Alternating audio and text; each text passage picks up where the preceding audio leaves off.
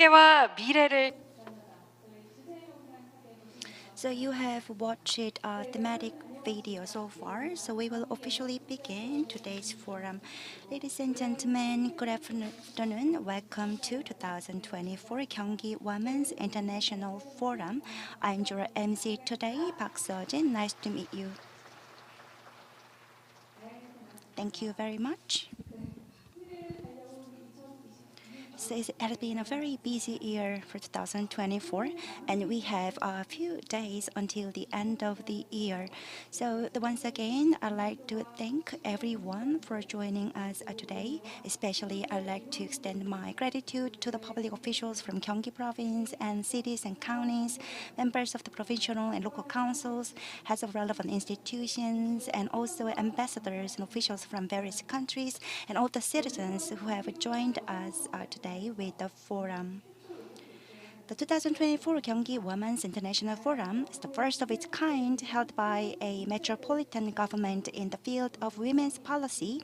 It's centered on the theme of inclusive policies for expanding opportunities for diverse women.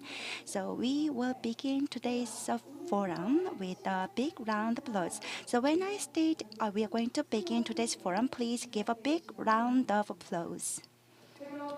All right, so we will begin 2024 Gyeonggi Women's International Forum. Thank you very much. Hosted by Gyeonggi Province and organized by the Gyeonggi Foundation for Women and Family, this forum serves as a platform to discuss policies from a women's perspective, considering regional characteristics. The forum focuses on three main themes: labor, migration, and science and technology, to propose effective policies that reflect the regional characteristics of Gyeonggi Province. Experts from within and outside Gyeonggi Province gather together to discuss each topic in advance. Today's forum aims to share the results of these discussions and policy proposals on the three themes, as well as hear presentations from international experts and engage in discussions. To that end, a total of 8 domestic and international experts are participating both online and offline. Let me tell you about the schedule of today's forum. So we will have opening ceremony followed by keynote speeches and 3 thematic presentations. And also we are going to have a Q&A session where you can join us both online and offline. I'd like to ask for your active participation. For more details, please refer to the program book. All right, prior to the opening ceremony, I'd like to introduce distinguished guests with us today. First of all, we have keynote speakers and the presenters from who are joining us today. First of all, we have Chung Hyun-baek, former Minister of Gender Equality and Family. We also have Ms. Nishirin Yel Hashimidi, President of RASIT, Royal Academy of Science International Trust. We also have Professor Reiko Ogawa, Chiba University of Japan. We also have Dr. Theodore Lam, Senior Research Fellow of National University of Singapore. We are joined by ambassadors from foreign embassies in Korea, from Zambia and Switzerland. Thank you very much for joining us today.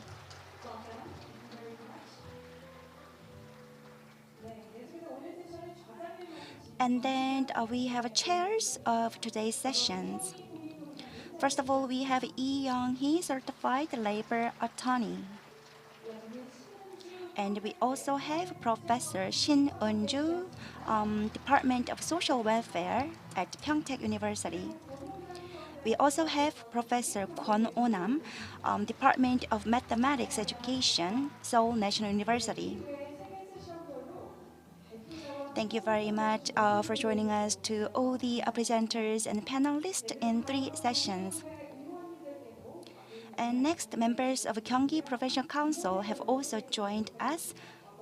First of all, I'd like to introduce members of the Gyeonggi Provincial Council's Women, Family, and Lifelong Education Committee. We have Chairperson Moon Hyung-gun is here with us.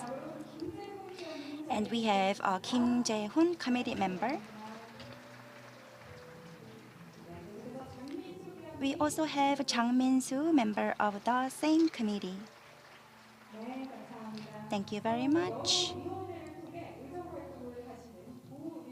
We also have members of the Provincial Council who are active in various committees.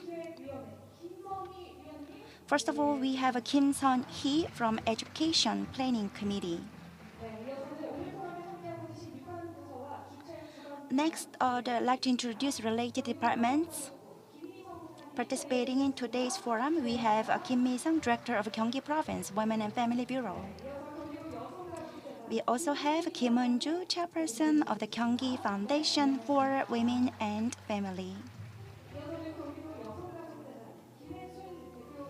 We also have Kim Hae-soon, CEO of the Gyeonggi Foundation for Women and Family. We have many other distinguished guests with us today. So we have Oh Yeon-soo, former Deputy Mayor of Yangju City,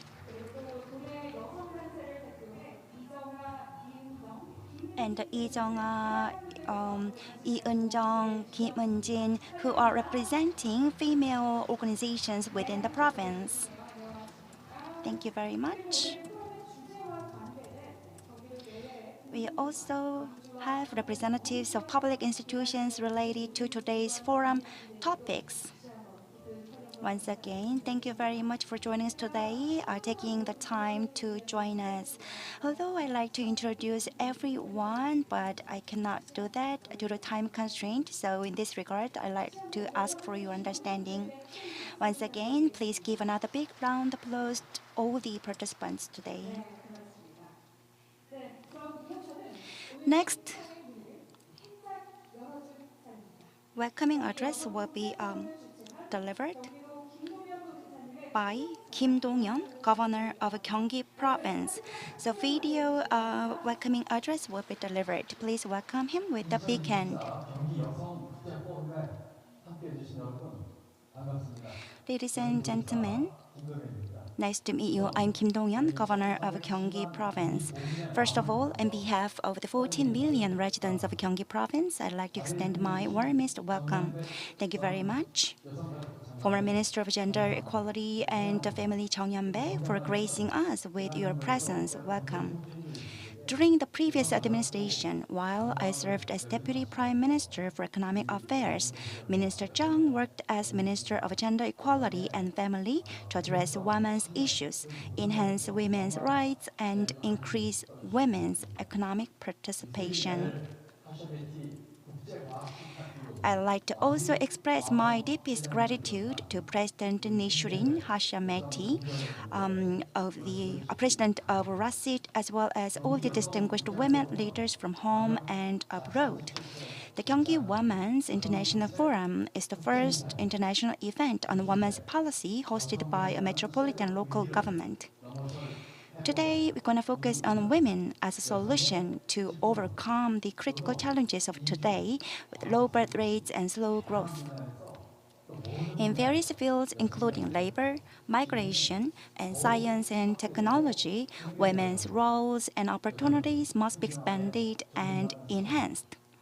We will do our utmost to create a Gyeonggi province where women are equally respected, work without discrimination, and live safely.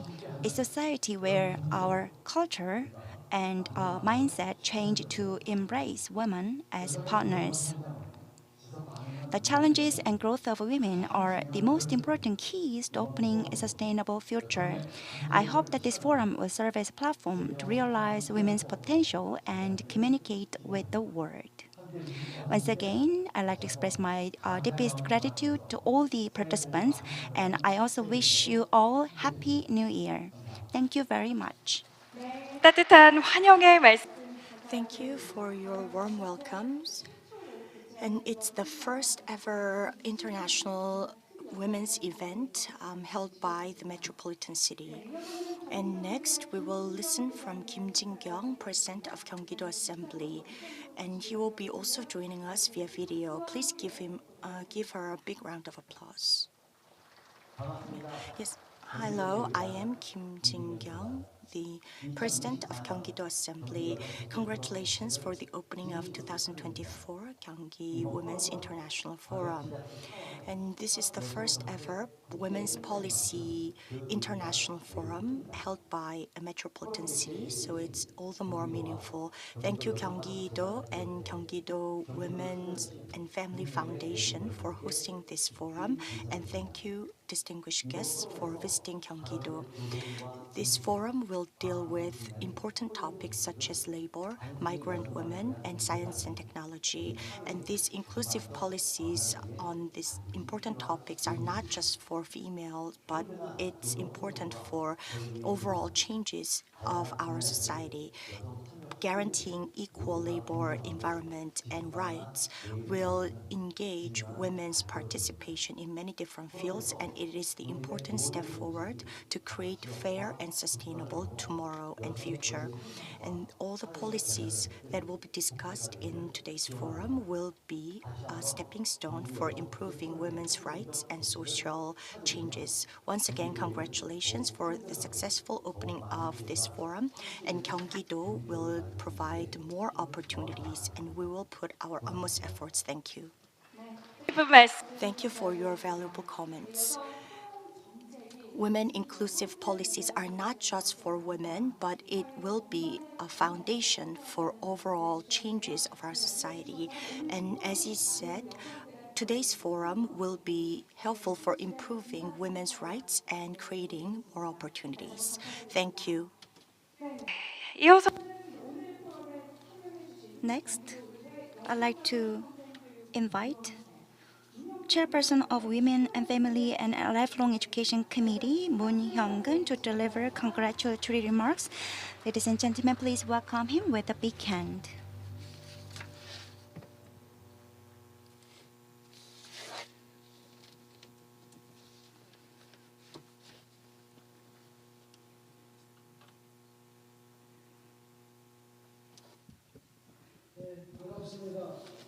Good afternoon, everyone. I am Moon Hyung-gun, Chairperson of the Women, Family, Lifelong Education Committee. Thank you very much for your participation at 2024 Gyeonggi Women's International Forum. I'd like to extend my warmest welcome to all of you, and also Kim Il-sung, Director, and also Kim Il-sun, and also all the other relevant officials for preparing this wonderful forum. As a chairperson of Gyeonggi Province, in terms of women, family, and lifelong education, I think there are two important meanings with today's forum. As you may know, the Gyeonggi-do is one of the most populous areas in Korea. So it is like a good example of South Korea's issues, so that policy proposals and their effectiveness can also work in other areas and other provinces and cities. And secondly, even for the same policy and same business, it is important to take them from the perspective of women. So we need to take measures, make them more effective from the perspective of women. I hope that you have active discussions throughout the forum, and at the end of today's forum, your feedbacks will be continuously discussed and also come up with effective measures. For my part, as a member of Gyeonggi Province, I will continue to communicate with Executive Committee to come up with policies that are most customizable to Gyeonggi residents. Once again, congratulations for hosting 2024 Gyeonggi Women's International Forum. I wish all of you health and good luck. Thank you. Thank you very much. So he said that Gyeonggi-do is kind of miniature, representing entire South Korea, and he wished we have a successful forum. Thank you very much. Now, I think many people have been waiting for this section. Now we will be listening to a keynote speech. The keynote speech will be provided by two important speakers from home and abroad. And the first keynote speech will be provided by the former Minister of Gender Equality and Family, Jung Hyun-baek. Former Minister Jung has been a historian, civic activist, and the sixth Minister of Gender Equality and Family, and has been a female leader in gender equality, labor justice, and peace movement. And you'll be providing keynote speech on challenges in the transition era and women's policies. Please give a big round of applause.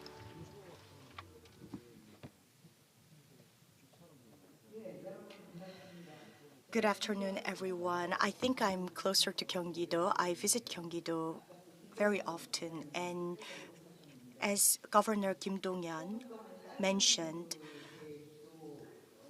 this will be a short 15-minute keynote speech, but let me briefly talk about my experience. I became a minister of gender equality and family in the past, and then there was a victims channel, and actually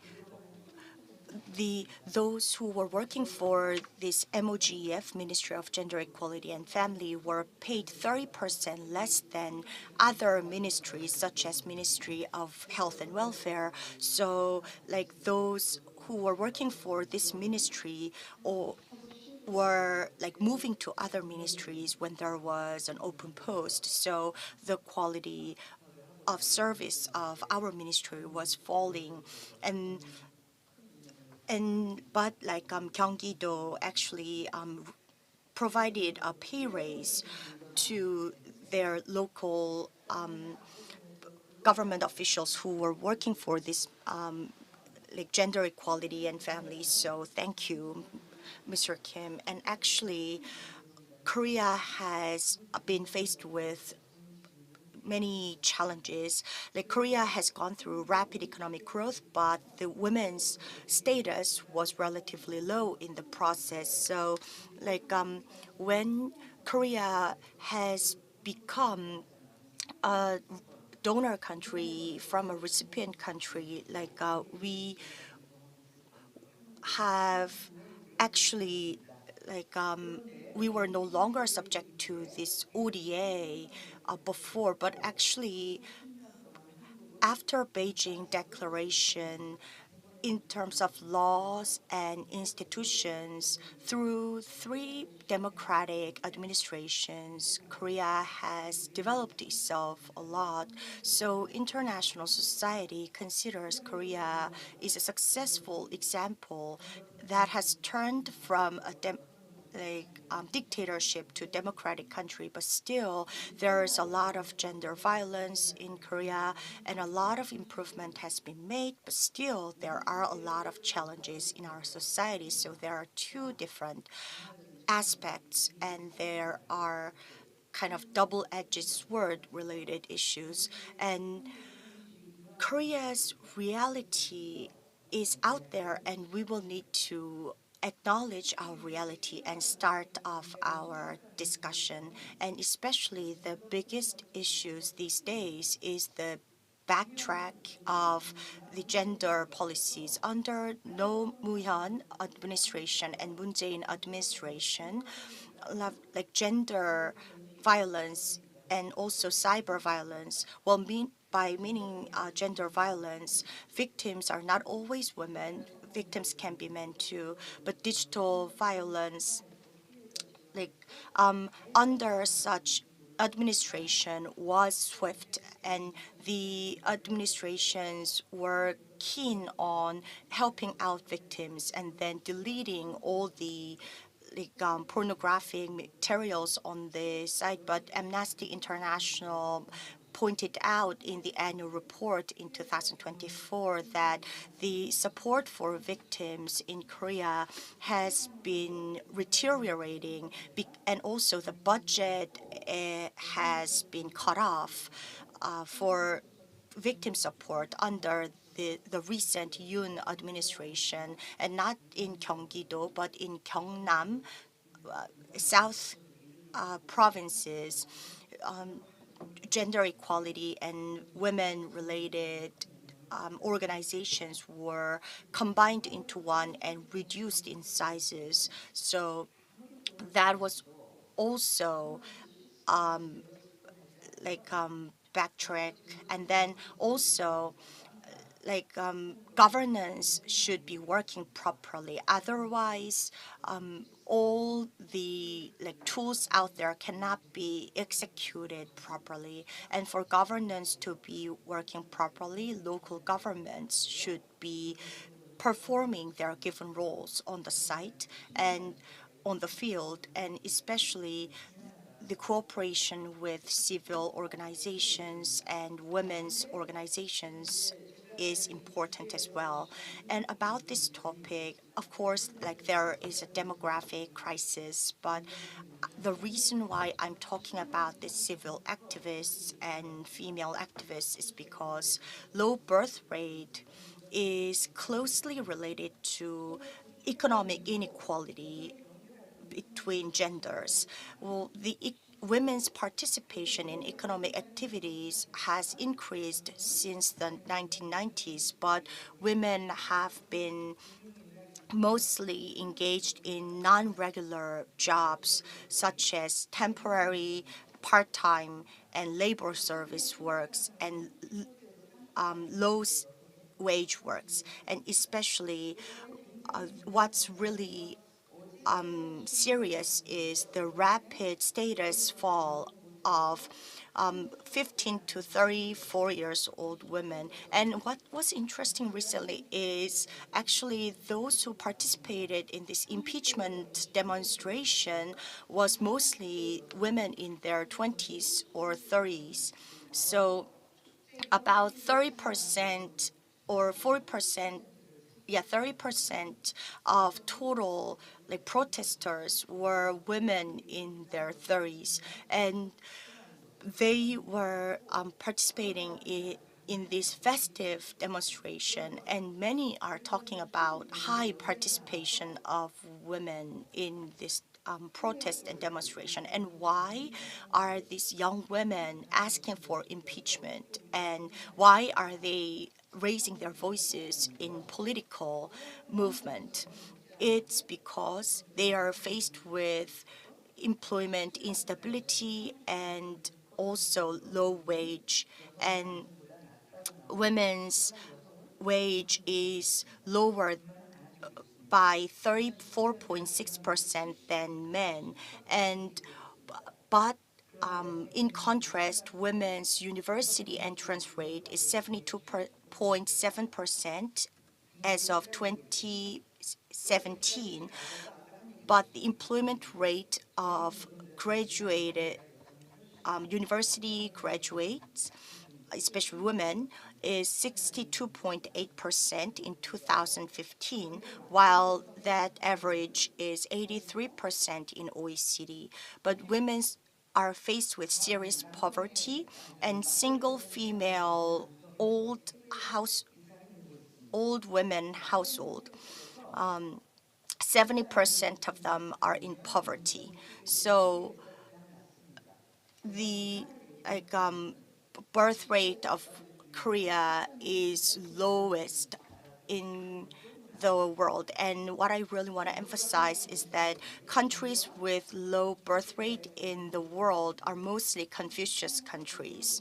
So these gender inequality, increasing wage gap, and cultural issues are all impacting low birth rate. And the government was also surprised, and they wanted to tackle this low birth rate. So they announced new policies.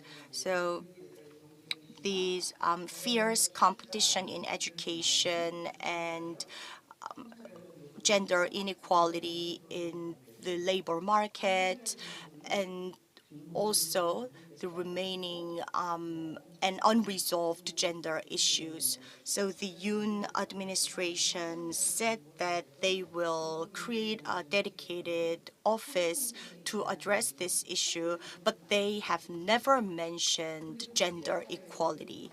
But the international institutions say in their report that birth rate will not increase unless gender equality is addressed. So Yoon administration is merely tackling the surface birth rate issue, not the underlying reason, gender equality.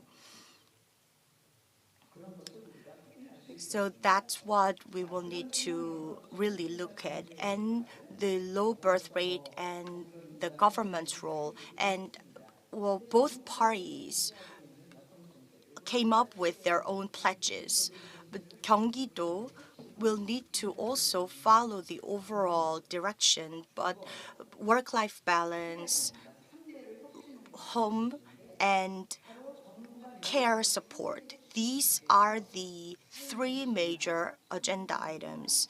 And here, the quality of life and the gender equality should be guaranteed. But they are actually disappearing.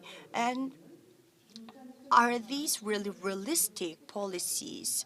Well, the government is targeting younger generation who are the working age population and who will need to buy homes. But as you know, there are people in the blind spot cannot who are not the targets of these policies. And also, and many people think that work-life balance is adding too much burden on women. And so these women actually are faced with career interruption and they are constantly fall into mommy trap. That's what researchers argue. But what's most important is there is not enough solution for funding in these policies. So these policies require a lot of budget and funding, but the government didn't really explain how they are going to secure this budget. So we will need multifaceted approach, and Seoul and Gyeonggi are in a much better position, and the southern regions are in a worse position. And I visit many different regions, and I participate in different conferences, and they hold symposiums on region disappearance and gender equality and gender inequality. And the problem is that many people leave those regions, so they need to tackle two important and urgent issues. But at least Seoul and Gyeonggi area do not have the first issue.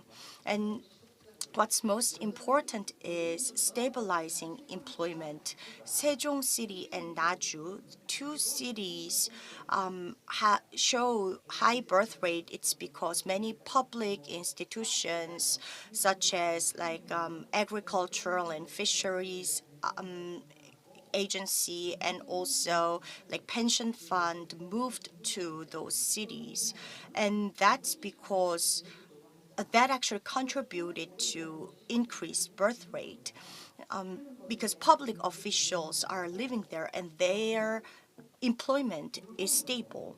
And then the second part is care work. So labor and work and care are two different things. So by working, we get paid, but by providing care, women don't get paid. So this unpaid care work is something different from the work we do in a company or outside homes. And also providing low, at least like increasing wage for caretakers, and at least guaranteeing minimum wages to caretakers would be, and or caregivers would be actually increasing or enhancing gender equality. That is one thing, because caregivers are usually older age women. And also, for policies to be successful, the governance should be functioning well. Then local governments should play key roles. So, like as Moon administration has done, so local governments should really focus on surveillance and governance. So if lower grades tell the ministers wouldn't listen, right? So like um in the past, the ministries were asked to provide gender equality training or education. So I I checked how many ministers or vice ministers participated in those gender equality education, and I found few ministers sent ministers or vice ministers. It was usually lower levels or lower grades. So I think more interest is needed from the top.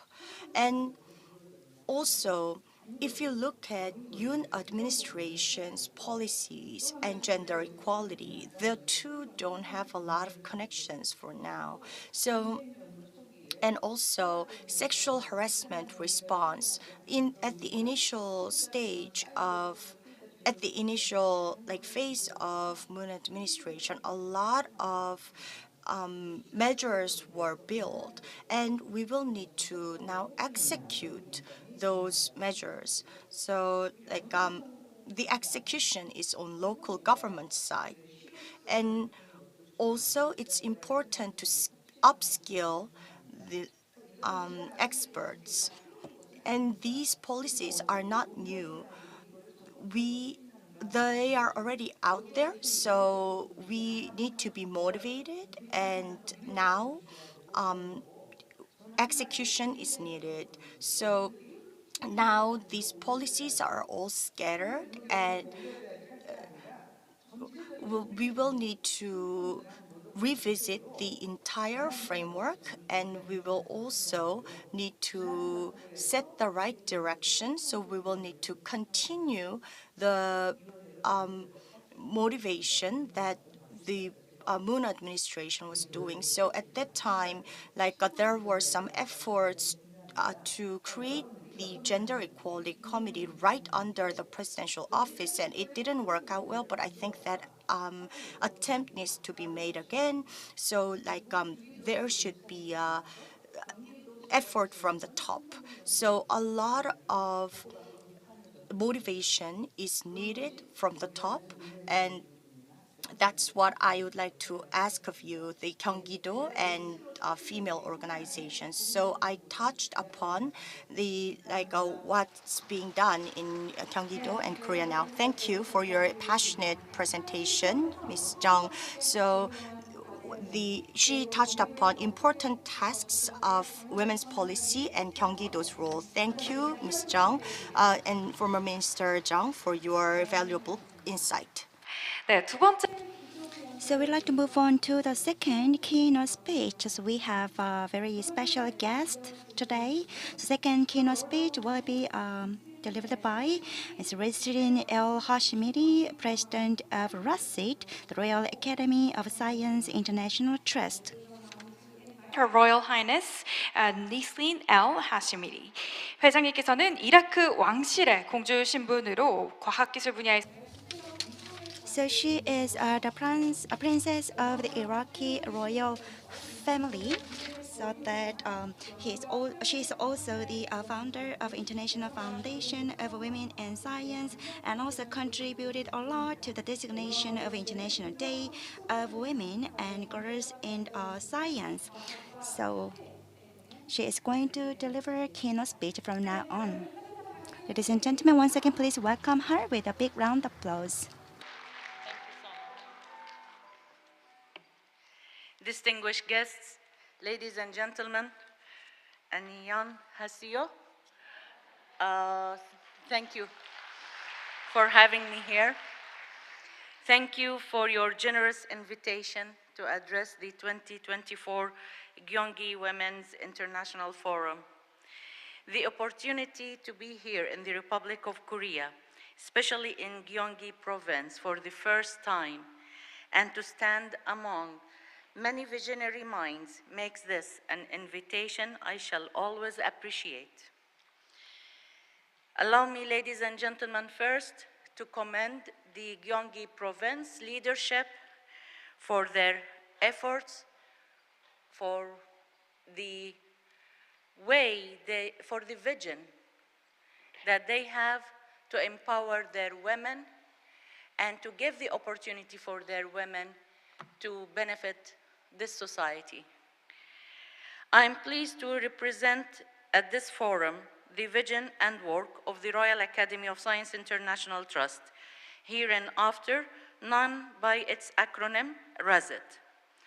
The forum is very timely as we approach the 10th anniversary for adopting the United Nations General Assembly Resolution 70/212, proclaiming February 11 the International Day of Women and Girls in Science, which RASIT co-facilitated with the Republic of Malta in the year 2015.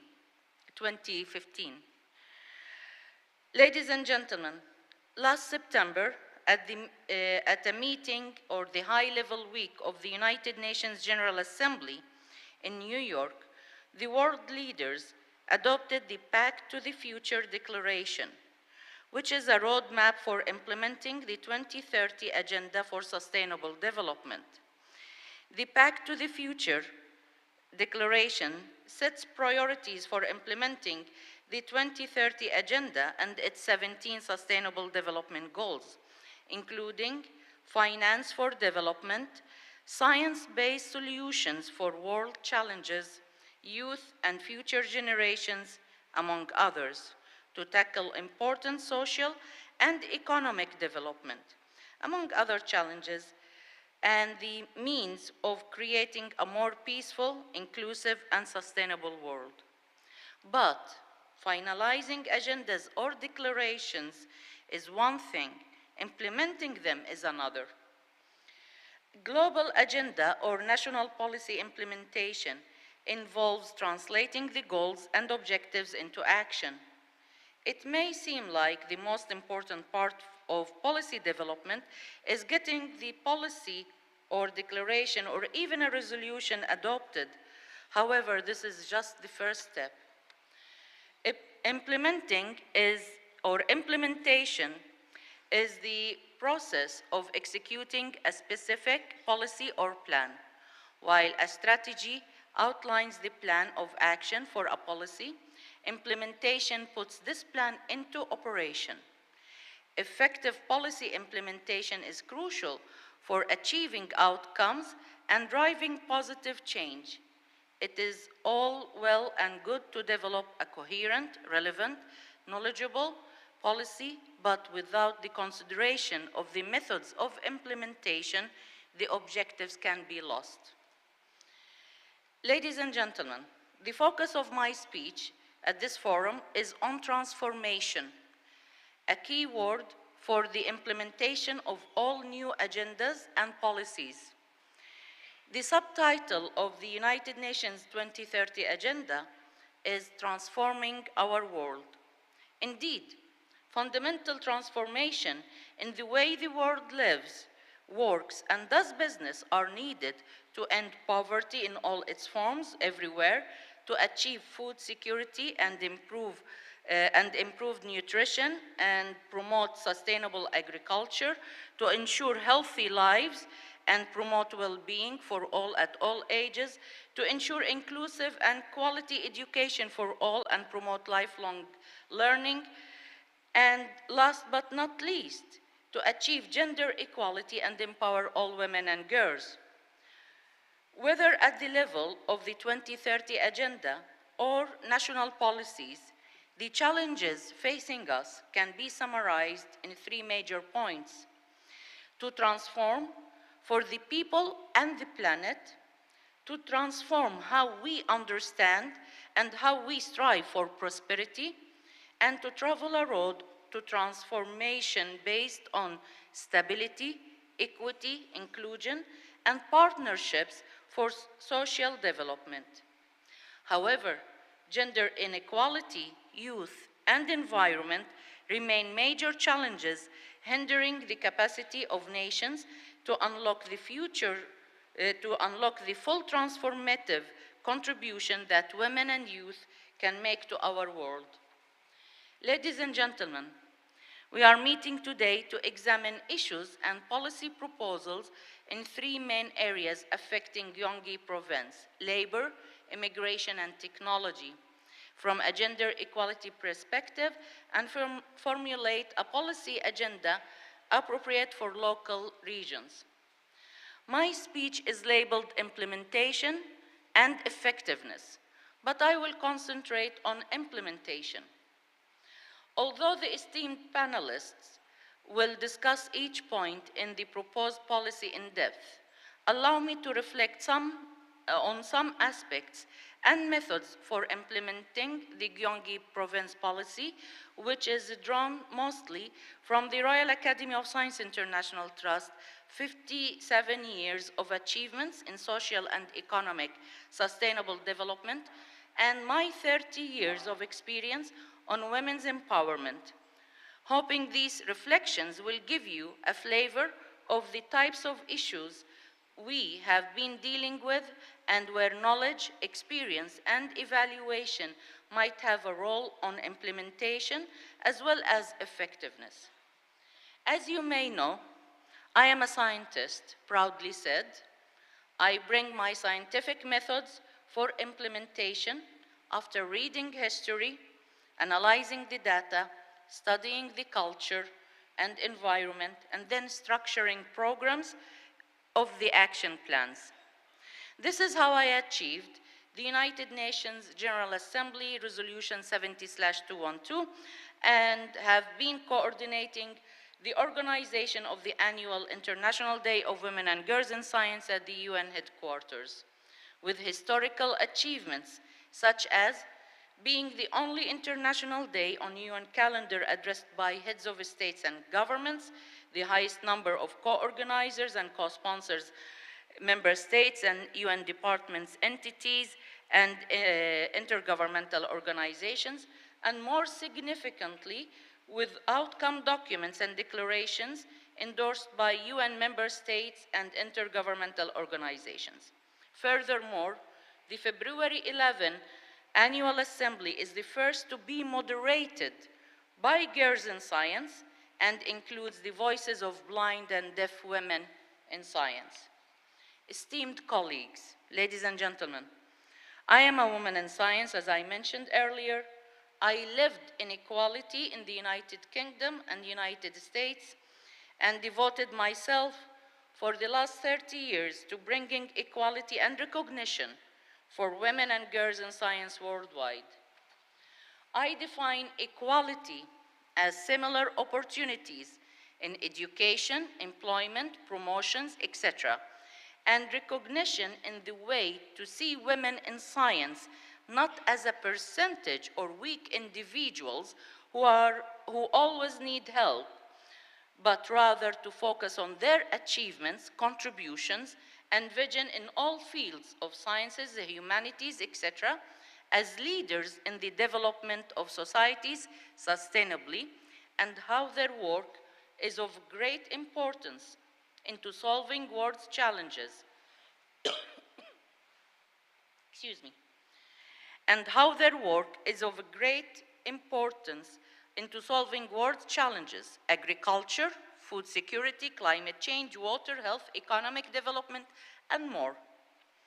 If we want to achieve equality in any society or community, then it is important to look at equality from the perspective of balance. In fact, equality has to be considered from both sides, women and men. Both women and men are partners, and they collectively form society. As much as today's forum agenda is rich in the topics and high quality of speakers, allow me to stress that the male counterpart is missing from the discussion. Women cannot achieve equality alone. We cannot exclude the other half of the society from being our partner in implementing equality at all levels. There are other talents that are missing in today's discussions: girls and female youth. It is important to include female youth and girls in discussions. We need to improve the understanding of young people's sense of what the future holds for them.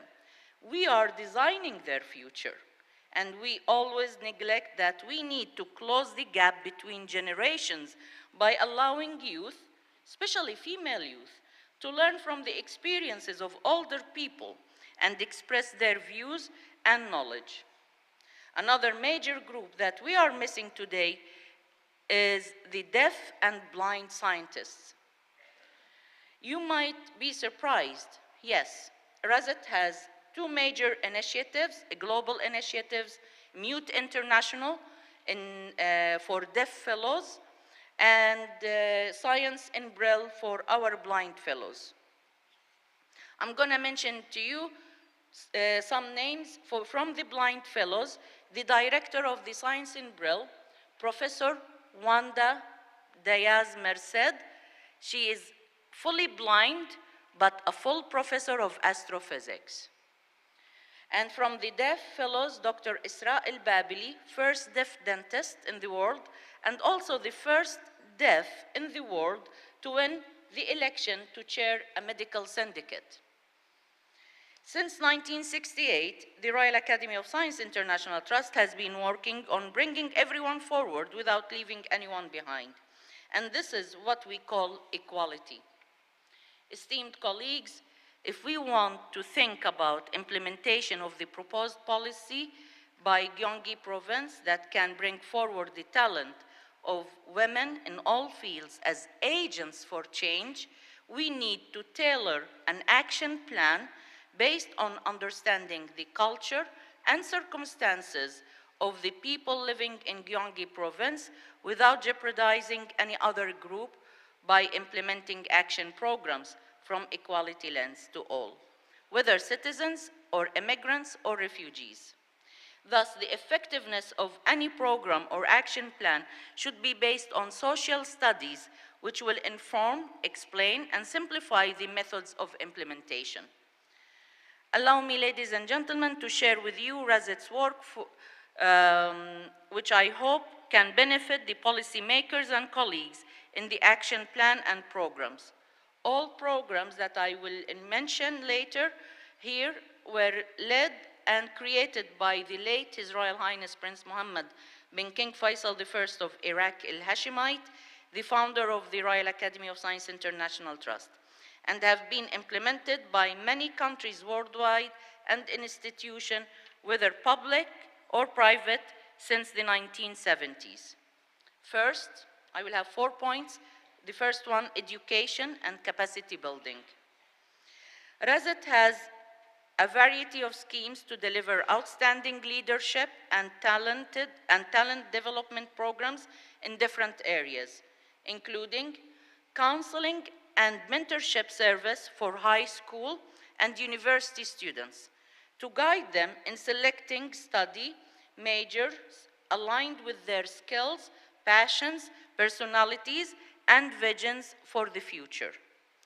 The internship programs for high school students in different industries and fields aim to equip students with practical experience and opportunities to discover the subjects that they like. Part of the program is designed for university students, which is essential for planning their future studies or careers. Meeting labor market demands is a critical aspect of higher education quality assurance.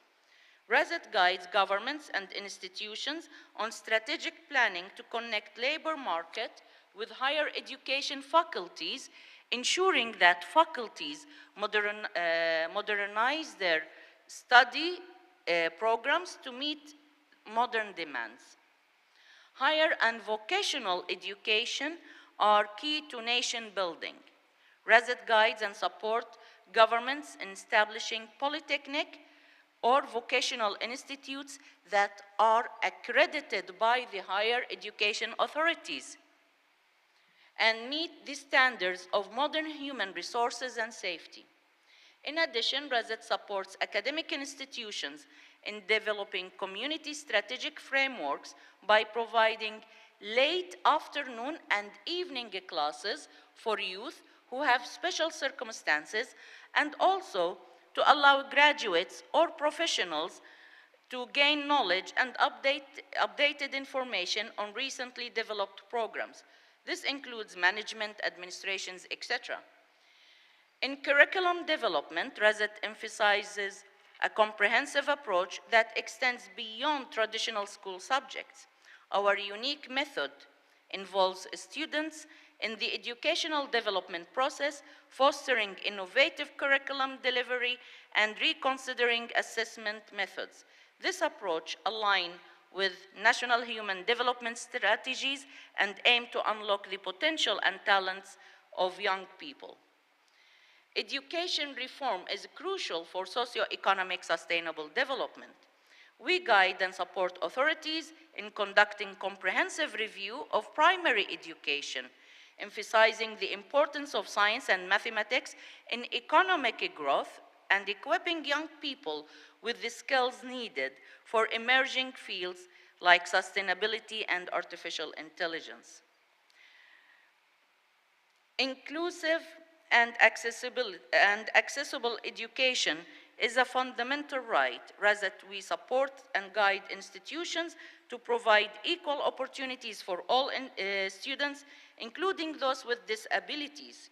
Our accessibility solutions and guidance for educators ensure that everyone can participate fully in education and society.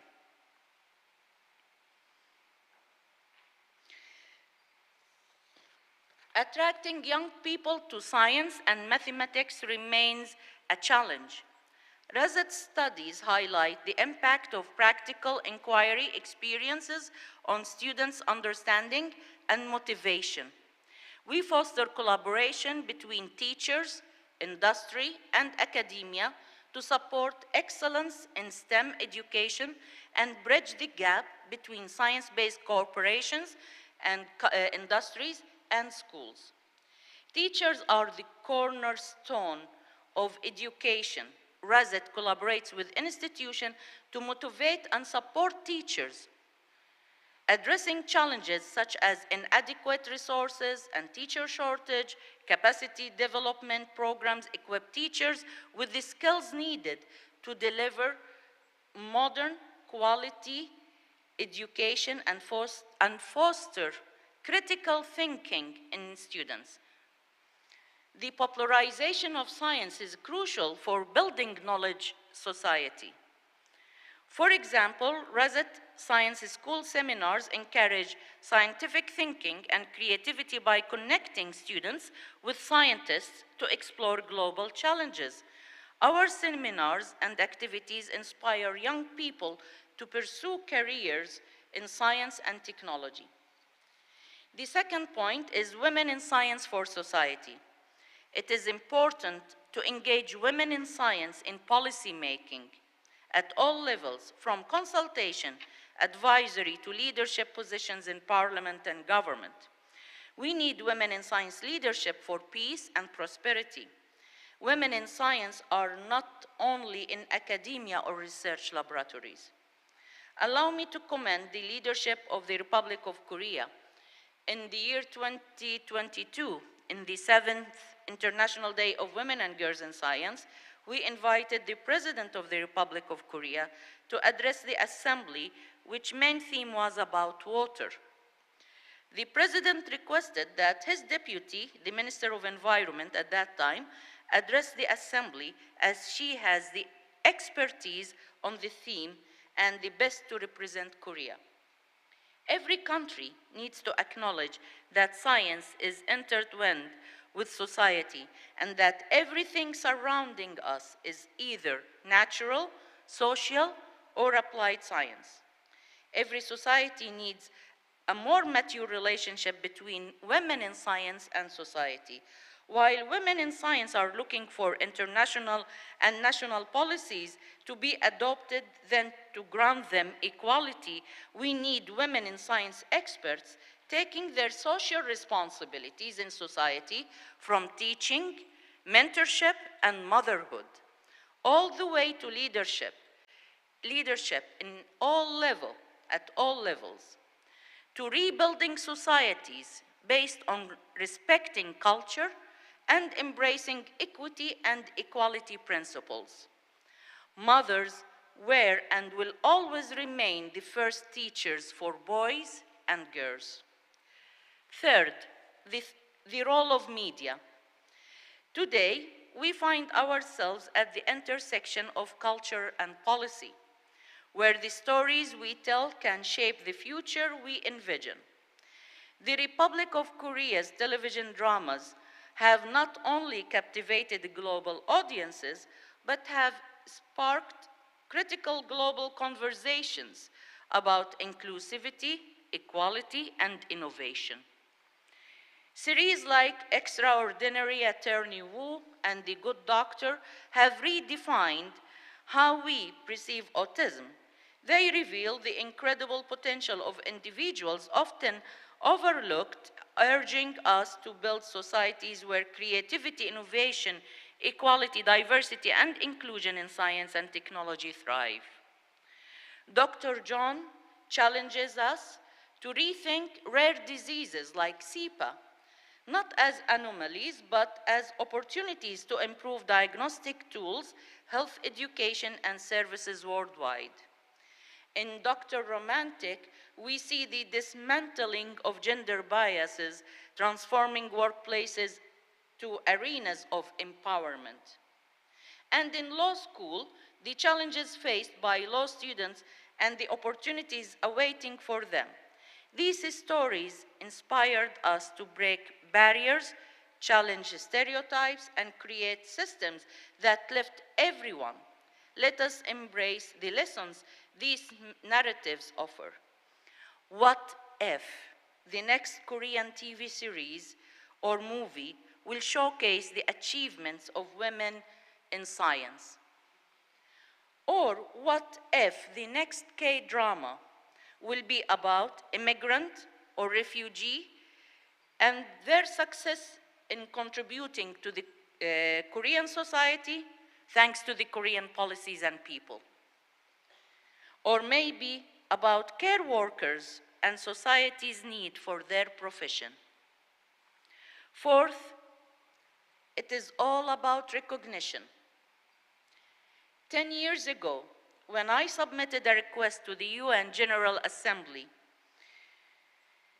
to the President of the UN General Assembly to declare February 11 as the International Day of Women and Girls in Science, I wrote to him, I quote, "Women have played their parts with men through the years of recorded history of science. We are often relegated to footnotes in history.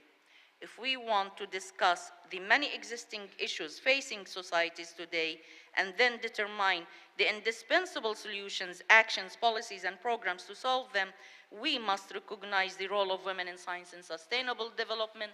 Such recognition should be through acknowledging their accomplishments and achievements." With the support of the Republic of Malta, on 22nd December 2015, and with the sponsorship of 65 countries, I gave women in science the best Christmas gift, their own day. The resolution was adopted at 4 p.m. So women are no longer hidden figures, but we are shining stars. And from this, today I would like to invite Gyeonggi province to celebrate its Women in Science, the Korean Women in Science, next February, and to celebrate the 10th anniversary of the International Day. Finally, I just would like to mention that we need to encourage girls in science. We need to encourage girls into science, female youth to remain in science. We don't need to talk about challenges. We need to talk about success stories. Life is full of challenges. And each one of us has her own challenge. My biggest challenge is my royal title. Science and medicine is not for royalty. Go and find another college. But I made it. These are my challenges, while maybe other women challenges that they don't have policy or funding, and others' challenges differs. So finally, esteemed colleagues, I would like to leave you with some quotes from the founder of Razet. When he wrote it in 1968, "Science is equality. To ensure peace, prosperity in any society, we need to promote excellence in education, science, and culture, and we need to promote women in science." My grandfather, King Faisal I, said in 1924, "The future of a nation is in the hands of its teachers and scholars." My greatest grandfather, Imam Ali, said, the biggest wealth is education and knowledge, and the biggest poverty is ignorance and illiteracy. Esteemed colleagues, ladies and gentlemen, this is my grandfather's hat, and I'm gonna wear it. I brought it with me to Korea as a respect to you, as a symbol of unity, as a symbol of peace and equality, the same way when he designed it in 1922. And I wear it as a respect to Korea, and I will say, I would like to end by expressing my gratitude and appreciation to all those who worked behind the scene, from the organizing committee to Gyeonggi Women&Family Foundation, to the Gyeonggi province, to Dr. Moon, the president of WISET, to all distinguished speakers and participants, and also allow me to thank my mother and 3 brothers who put me steps ahead of them. And I would like to say, 감사합니다. Thank you so much. Thank you very much for the impressive and insightful speech. Thank you once again. 네, 정말 오늘 Thank you so much. So everyone here is gathered here together for gender equality and empowerment of women. And Dr. Nisreen has talked about empowerment of women in science. And actually what's more important is, and what's most important is, how are we going to execute these talks? So how are we going to turn talks into action? So we are hoping for fruitful discussion. Now we will kick off our panel discussion, and let me introduce well, actually, before we move on to the panel session, let's take a group photo. speakers and panelists up to the stage for the photo opportunity. 네, 국내 연사분들 Yep, speakers, officials from Gyeonggi-do, and heads of organizations, please come up to the stage to take a group photo. come up to the stage. We'd like to take a commemorative photo all together. 네, 무대 위로 모시고 세 줄로 서주시면. Yeah, please line up in 3 lines. So we'd appreciate if you could stand in 3 rows. 네, 오늘 기조 연설. Our keynote speakers, please come up to the stage. And please line up in 3 rows.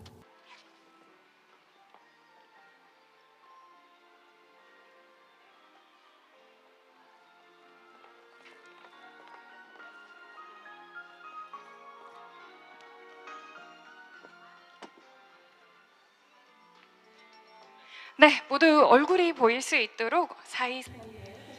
Yeah, please look at the front. Are you ready? Please come up to the stage to take a group photo. Oh my God. 반대쪽으로 넘어가 주시면 고맙겠습니다. 네. 그리고 또 사이사이로 얼굴이 보일 수 있게끔 네, 어깨 사이사이로 서 주시면 고맙겠습니다. And please stand in between the shoulders so that we can see your face. 네. 이제 환한 미소 보여 주시고요. Please show us your big smile. I think we're all set. 네, 여러분 큰 박수 부탁드리겠습니다. 네, 다시 한번.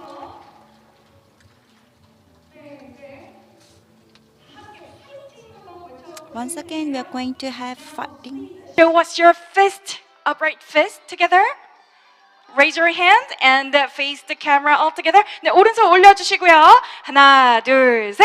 화이팅! 네, 다시 한번 큰 박수 부탁드립니다. 네, 이제 자리로 돌아가 주시면 되겠습니다. Now you may return to your seats. Thank you very much for your cooperation.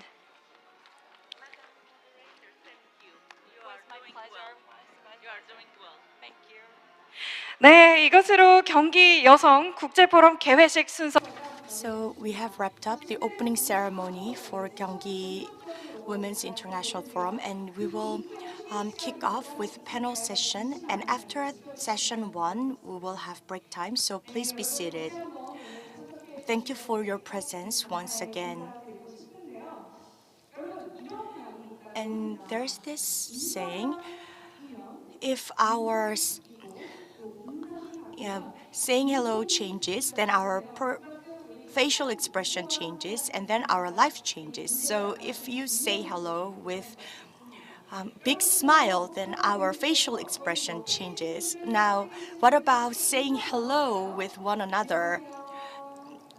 Saying hello, yeah, welcome. Thank you. Yeah, this simple hello might not have changed your life, but I think your facial expression has changed because you all look very beautiful now.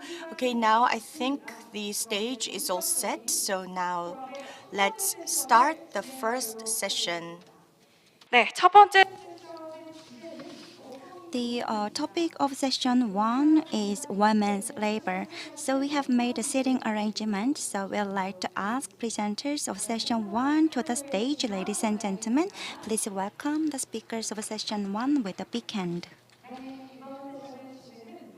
So again, the theme of this session is women's labor, closing gender gaps in the labor market, and supporting care work. There will be presentations followed by discussions. So we have 2 speakers from home and 2 foreign speakers joining us online. So the first one, we have a chair, Youngi, certified labor attorney. Ladies and gentlemen, good afternoon. I am the chair of session 1. I'm Lee Young-hee, certified labor attorney of labor law firm Doldam. The keynote speeches have been really inspirational. So I wanted to become a female scientist after listening to that keynote speech. So this session is about women's labor. And including me, we have Professor An Yoon-jung, and also we have two international speakers joining us online. So let me introduce the panels and speakers today. First of all, we have An Yoon-jung, Professor of Vocational Studies of Gyeonggi University. And we also have Nayantara Bora, Consultant for the Women Business and the Law Project of World Bank. And also we have Kaja Praival, Chief of Women's Economic Empowerment and Migration, UN Women Asia Pacific Regional Office. Thank you very much for joining us in this session. Thank you very much once again. This session we are going to talk about the closing gender gaps in the labor market and supporting care work. For several months, we've had discussions with many experts on this topic. So like effective policies that can be implemented by Gyeonggi province will be the topic of my presentation. That will be the first presentation. And then there will be 3 other presentations in this session. So we have 10 minutes for each presentation.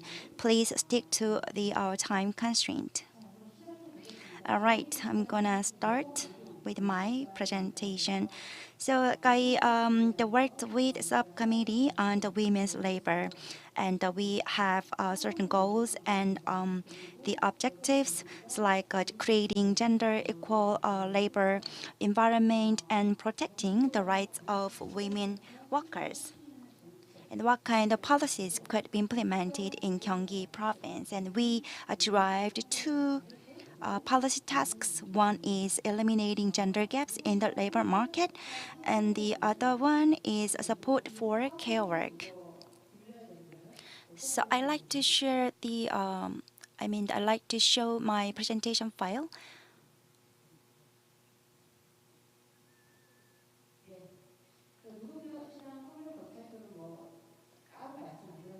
So I'd like to focus on providing support for care work, because many people who are involved in care work are female workers, and most of them are unstable in terms of wages. So that undervaluation of the care work and care worker has negative implications. And also, there is another negative impact for the female workers, because they have to work while at the same time they have to take the responsibility of care. That's why one of the major policy directions would be to provide support for care work. And there are tasks for these 2 policies I mentioned just before.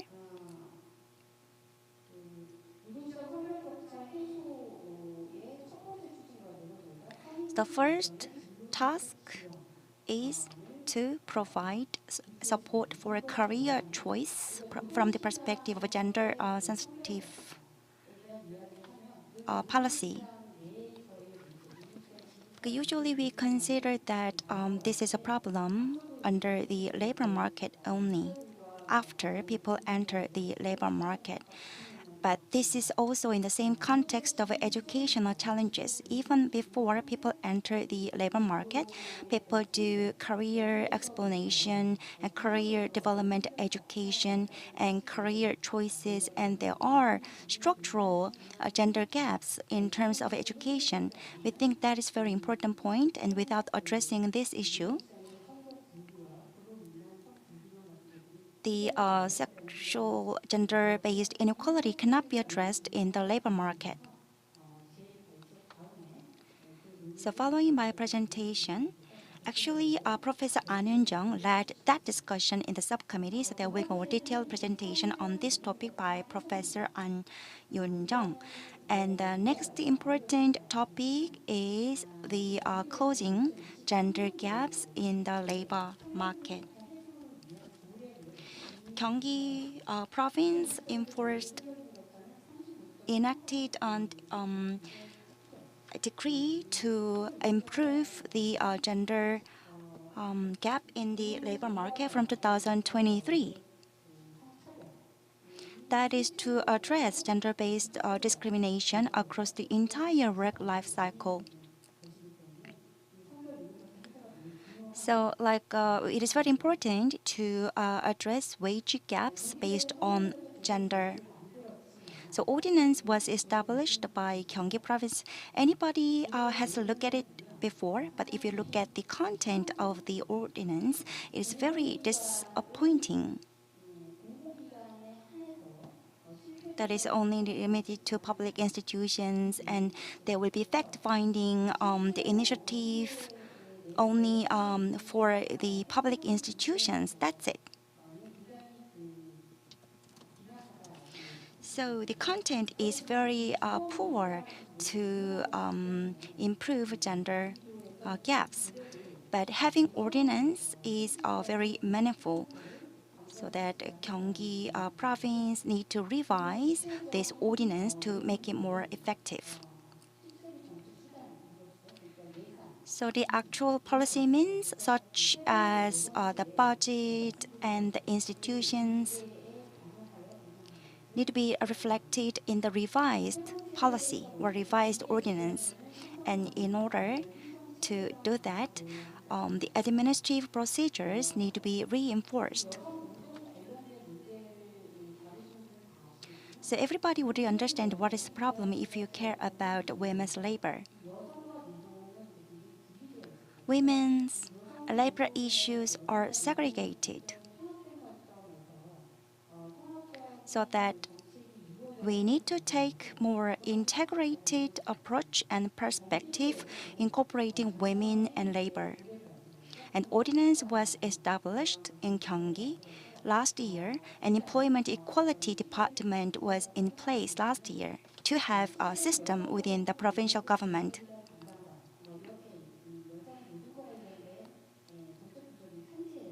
But there are many different departments scattered around at the provincial level. However, they are not really cooperating with each other. So that we need to have a system to take more integrated system to combine women and labor so that budget can be secured accordingly. So this is one of the policy proposals. Next one is about we need to expand Gyeonggi-style employment equality counseling center. There is a law and the equality, and there have been employment equality counseling centers nationwide from 2001. And experts in the civic organizations, they met with women workers and also investigated what kind of problems there are at workplace, like sexual harassment or sexual assault, and what would be the means to address these issues. However, those counseling center ended in 2023 because of budget cut under the current administration. So we lost that very important infrastructure. So there is a hole for the interest of women's rights. So the local governments, including Gyeonggi province, need to reinforce this initiative to maintain and support such infrastructure. So this would be necessary again. So that is included as part of policy proposals. So we need to maintain the function of the existing employment equality counseling center. So we need to include that content in the ordinance, and also we need to secure the budget.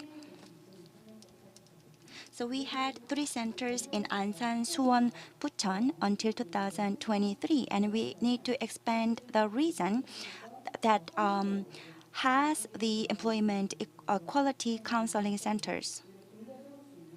So that this policy need to be reversed by the Gyeonggi province. And next is about the support for care work. So we need to expand the rights of care worker. For example, wages of care workers. They are getting almost minimum wages or a little bit higher than minimum wages, but their labor is very much labor intensive. So it should be more than minimum wages. So their wages are very low relative to the intensity of labor, and their job position is very unstable. So in practice, in terms of the wages of care labor, in order to make it more reasonable, we need to make a fair evaluation to see what would be the appropriate wage level. So we need to set up principles, and we would do research, and we need to disclose the wage levels so that we can address the undervaluation of women's labor. So in this background, I'd like to make that as one of the policy proposals. The problem with that, their skills and their experiences are not valued at all. For example, even if they have worked for more than 20 years or 30 years, their remuneration is not reflected accordingly. That's why their capacities cannot be built. So for example, promotion systems, or there should be rewards for long-term work that should be reinforced to respect their work experiences and expertise. And also we need to introduce career management database so that they can meet the demand among the citizens for care. So we can build customized system to address unstable job positions. So yes, there are some limitations that can be done by the private work. That's why we're saying that that should be the role and responsibility of public institutions. And also, we need to build kind of communication network so that they can have their own voices. And the majority of care workers are the women, and given the organizational structure, there is an equity issue with those who have children and those who do not have children under the organization. So this is one of the serious problems in the context of organization. So we have to expand the other resources to include male workforce in the care work. So we need to change people's mindset. And also we need to take on more responsibilities at the societal level in terms of care work.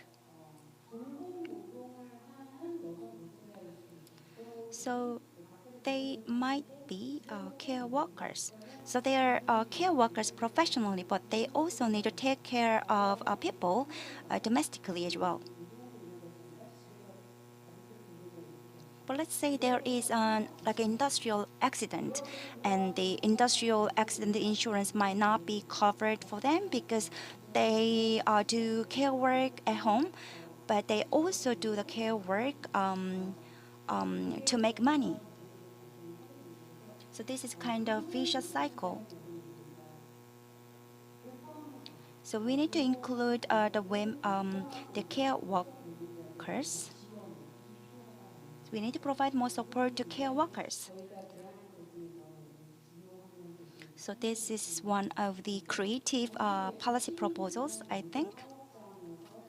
For example, some businesses have less than 10 people. And those workplaces have burden to provide care for these people.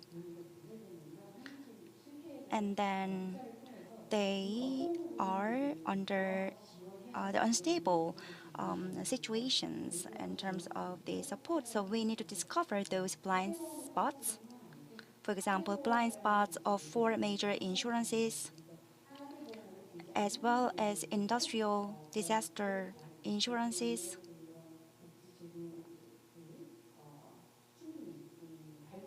So we need to discover more welfare systems for care workers. So that has been the summary and policy proposals of the subcommittee on women's labor. Thank you very much for listening. 우리 And next, Professor An Yoon-jung will talk about supporting a gender-responsive career choice.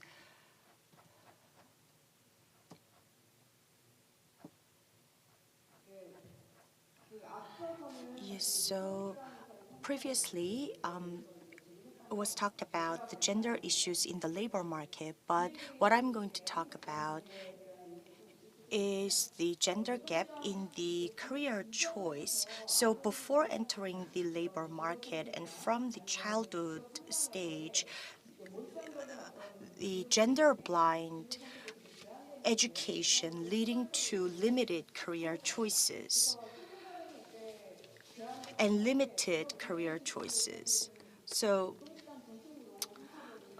like we have been mostly raising issues and gender issues in the labor market and not in the pre-stages, but I think this should be also talked about. So if you look at recent studies, like of course in this era, the education doesn't differ between girls and boys, but still, like girls tend to have lower aspiration compared to boys, and they have higher career barrier compared to boys, and it it leads to limited and restricted career choices for girls, and they tend to compromise more when they actually get to make a career choice.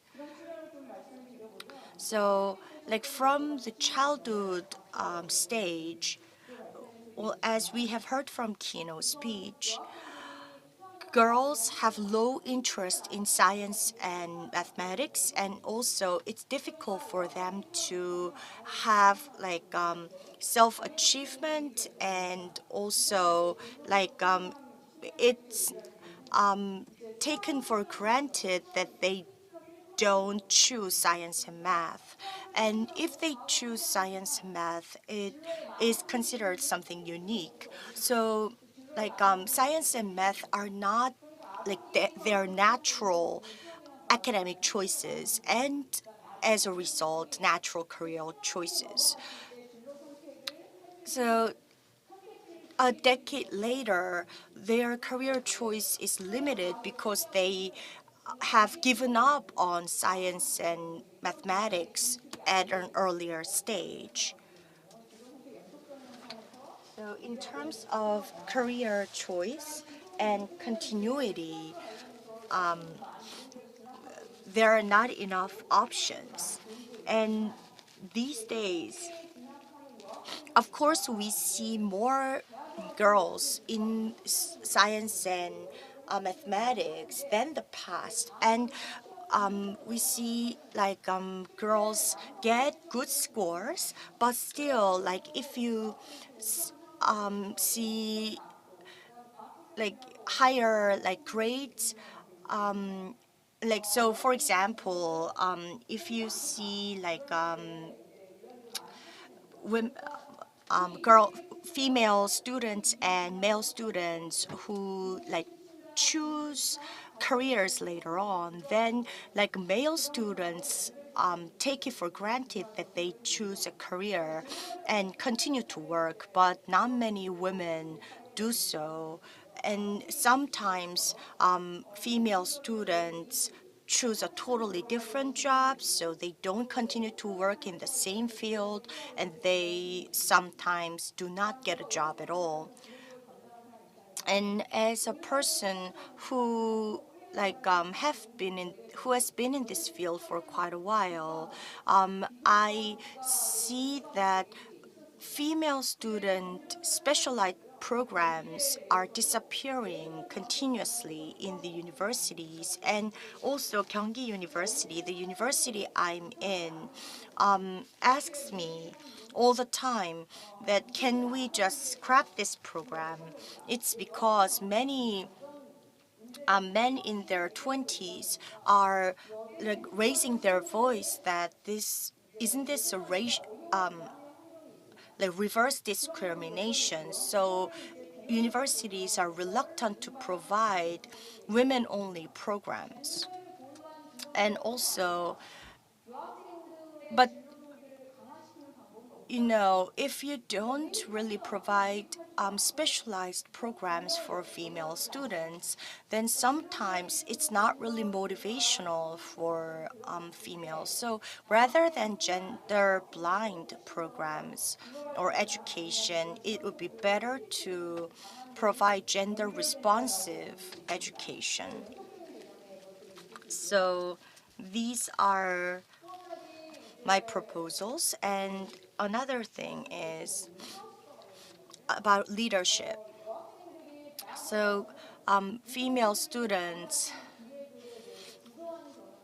are more reluctant to exert leadership in universities, and they have experienced being a leader in their middle school or high school years, but they had negative leadership experiences before, and that's why they are reluctant to take on a leadership role in universities, whether it be a club leader or a classroom leader. So then they miss out on an opportunity to build leadership. So that's in their school life, and in the job market, the recruiters do not see an example of their leadership. So that's a point female students lose. So we need a different approach on leadership development as well.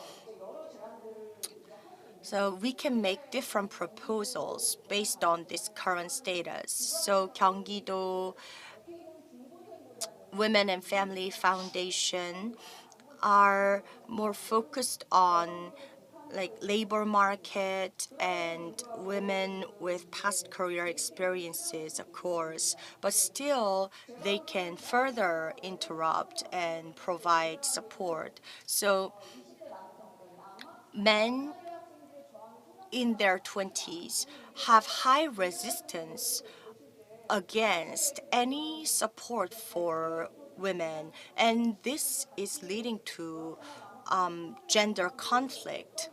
And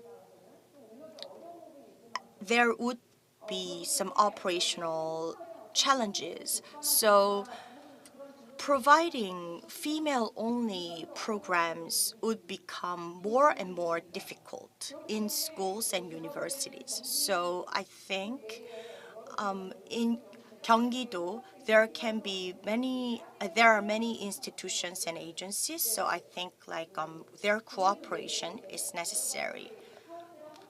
So when Gyeonggi-do is carrying out a project, a multi-institutional project would be needed, so they can intervene in and then they can provide support to women, and also they can revisit their existing projects and then provide further support rather than general leadership programs.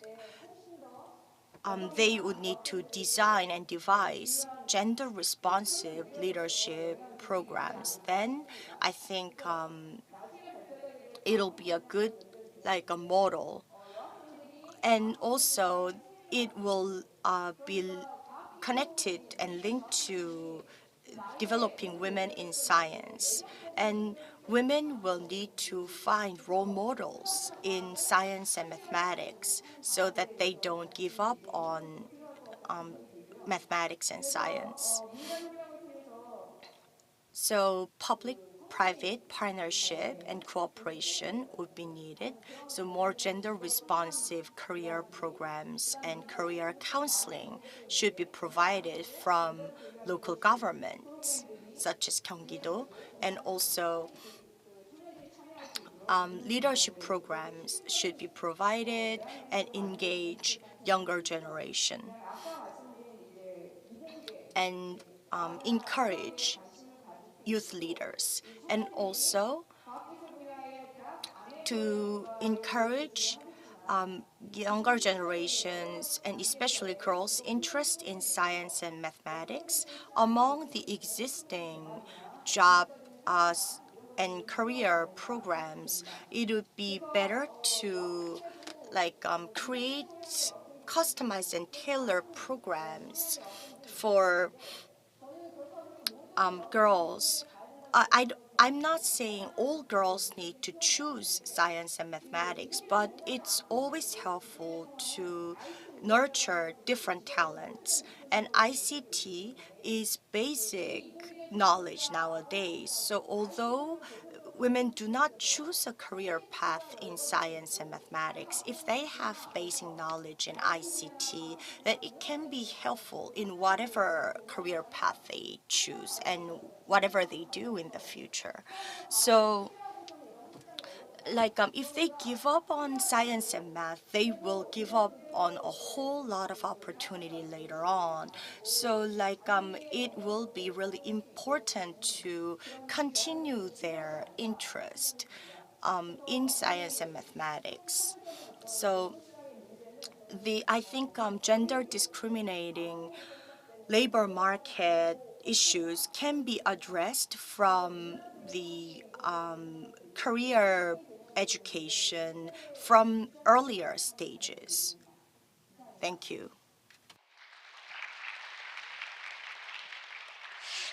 네, 안 교수님. Yeah, Professor An, thank you so much. So, structural gender gap in the career choice of younger generation. That's what you really talked about. And then next, we will listen to two international speakers, Nayantara Vora, consultant for women, business, and the law at World Bank Group, will be talking about World Bank's report and breaking down barriers to achieve gender equality.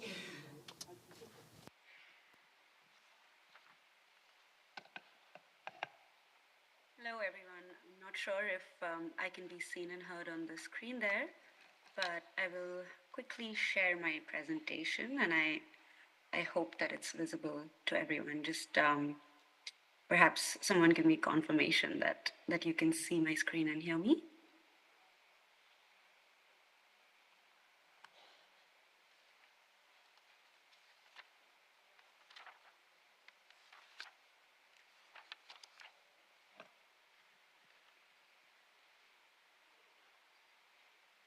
I think it's good to go. I'm not sure if you can see my presentation, but I will begin anyway, and hopefully it'll appear on the screen shortly. So hello, everyone. My name is Nayantara Vora, and I am thrilled to be representing the World Bank's Women, Business and the Law project before you today. It's really an honor to be a part of such a prestigious panel and hear all the keynote speeches and also the presentations that were just made by my fellow panelists. So now this session is about gender gaps in the labor market.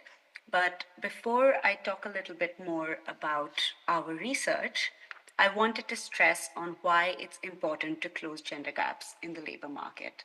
Can the organizers please confirm if the slides are visible on the stage? Because I'm not sure if they are.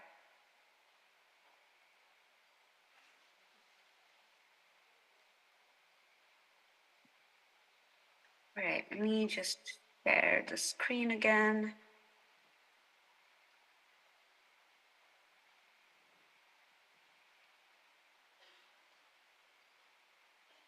Is it visible now?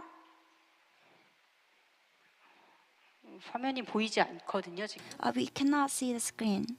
We do not see your screen. Coming. Okay, perfect.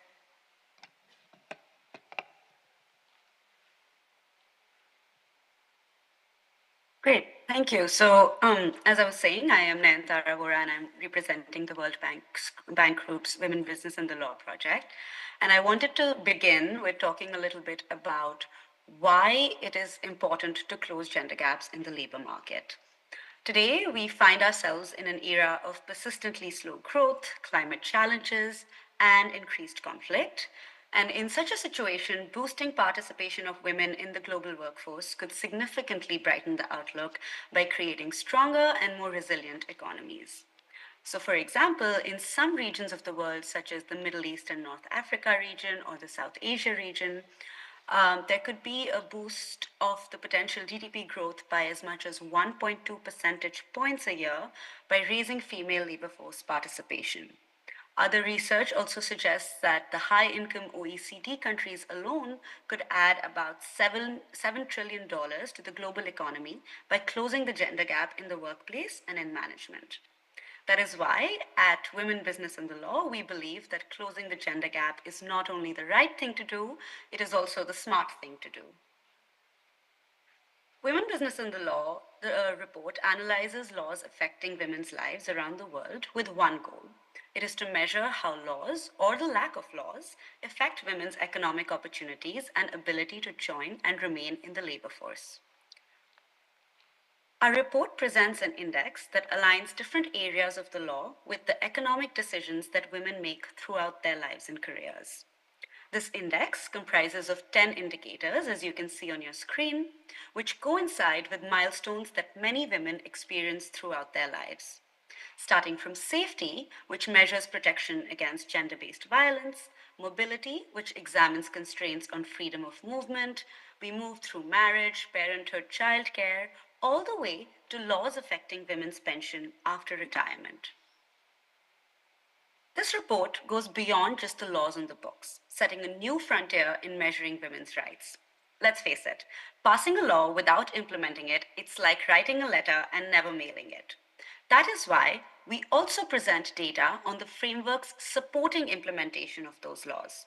So for example, under the pay indicator, we analyze whether there is a law on equal remuneration for work of equal value under our legal frameworks pillar, but at the same time, Your yes. presentation is in the presenter view. If you can just maybe change the display settings quickly. Oh, I'm so sorry about that. No worries. I'm not sure how to do that. Let me stop share.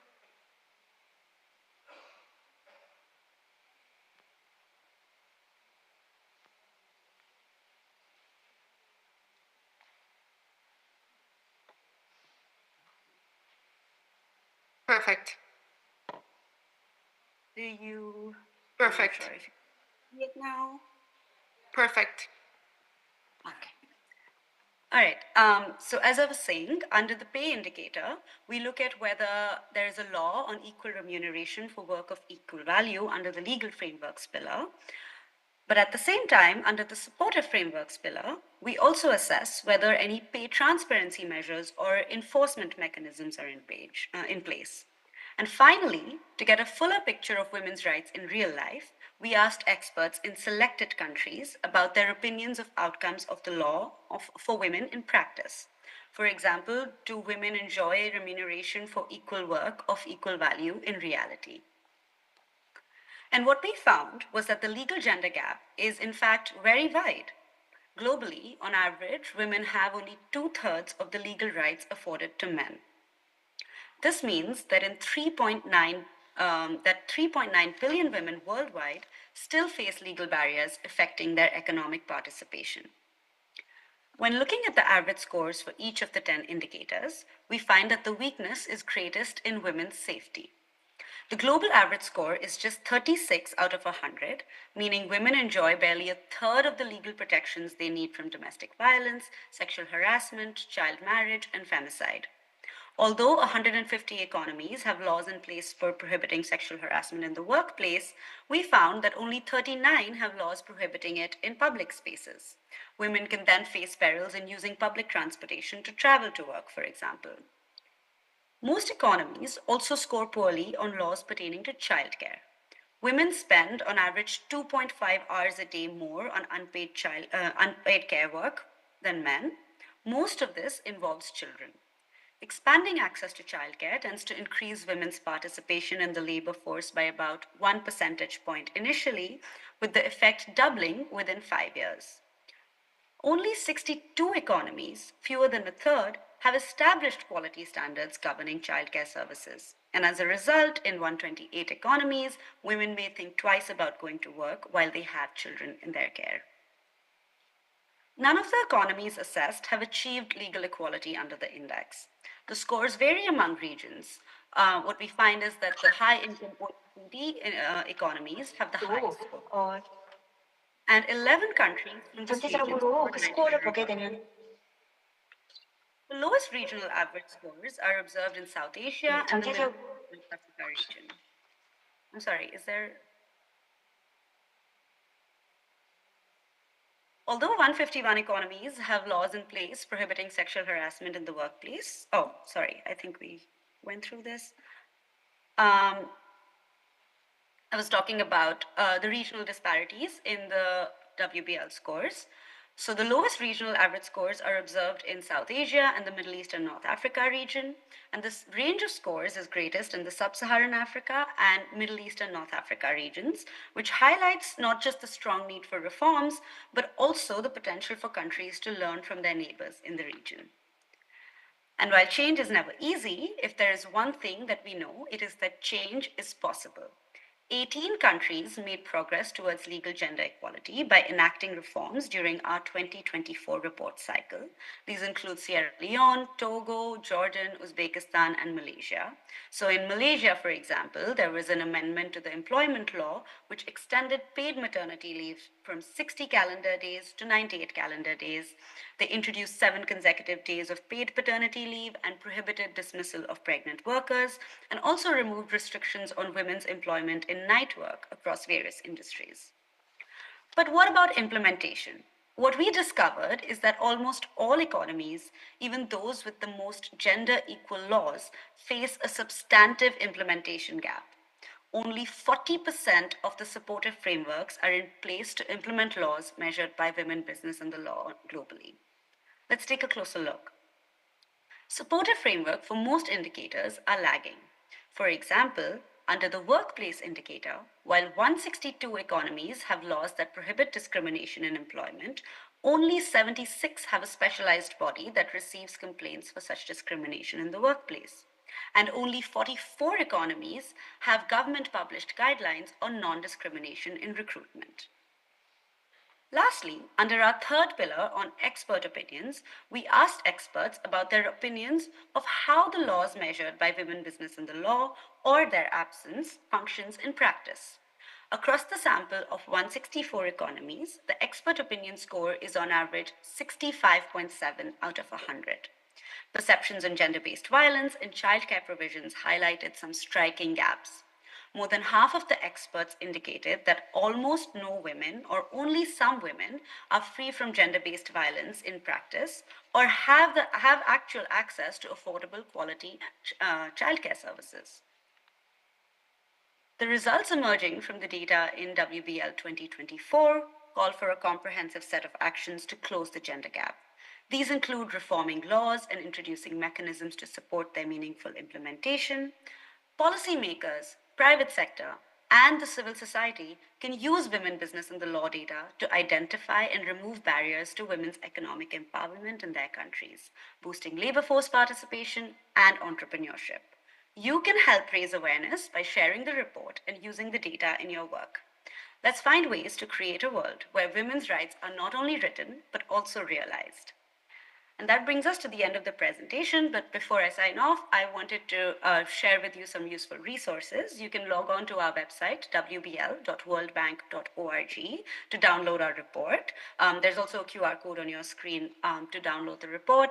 Our website also has some very useful resources such as country profiles, data visualization tools, and the entire data set is also available on the website to download and use for research purposes. And lastly, if you are a legal or gender expert or policy expert that wants to contribute to the report and contribute to our research, you can scan this QR code on your screen to sign up, and we will be in touch with you on further collaboration. Thank you so much.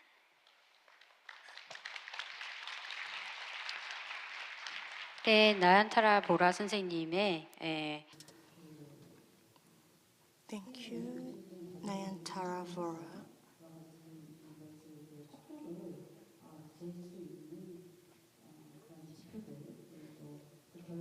Yeah, for your report, so we were able to listen to many different metrics, and then now we will listen to Katja Freiwald. Thank you, everyone. Let me try sharing my screen, and please let me know if you are able to see it.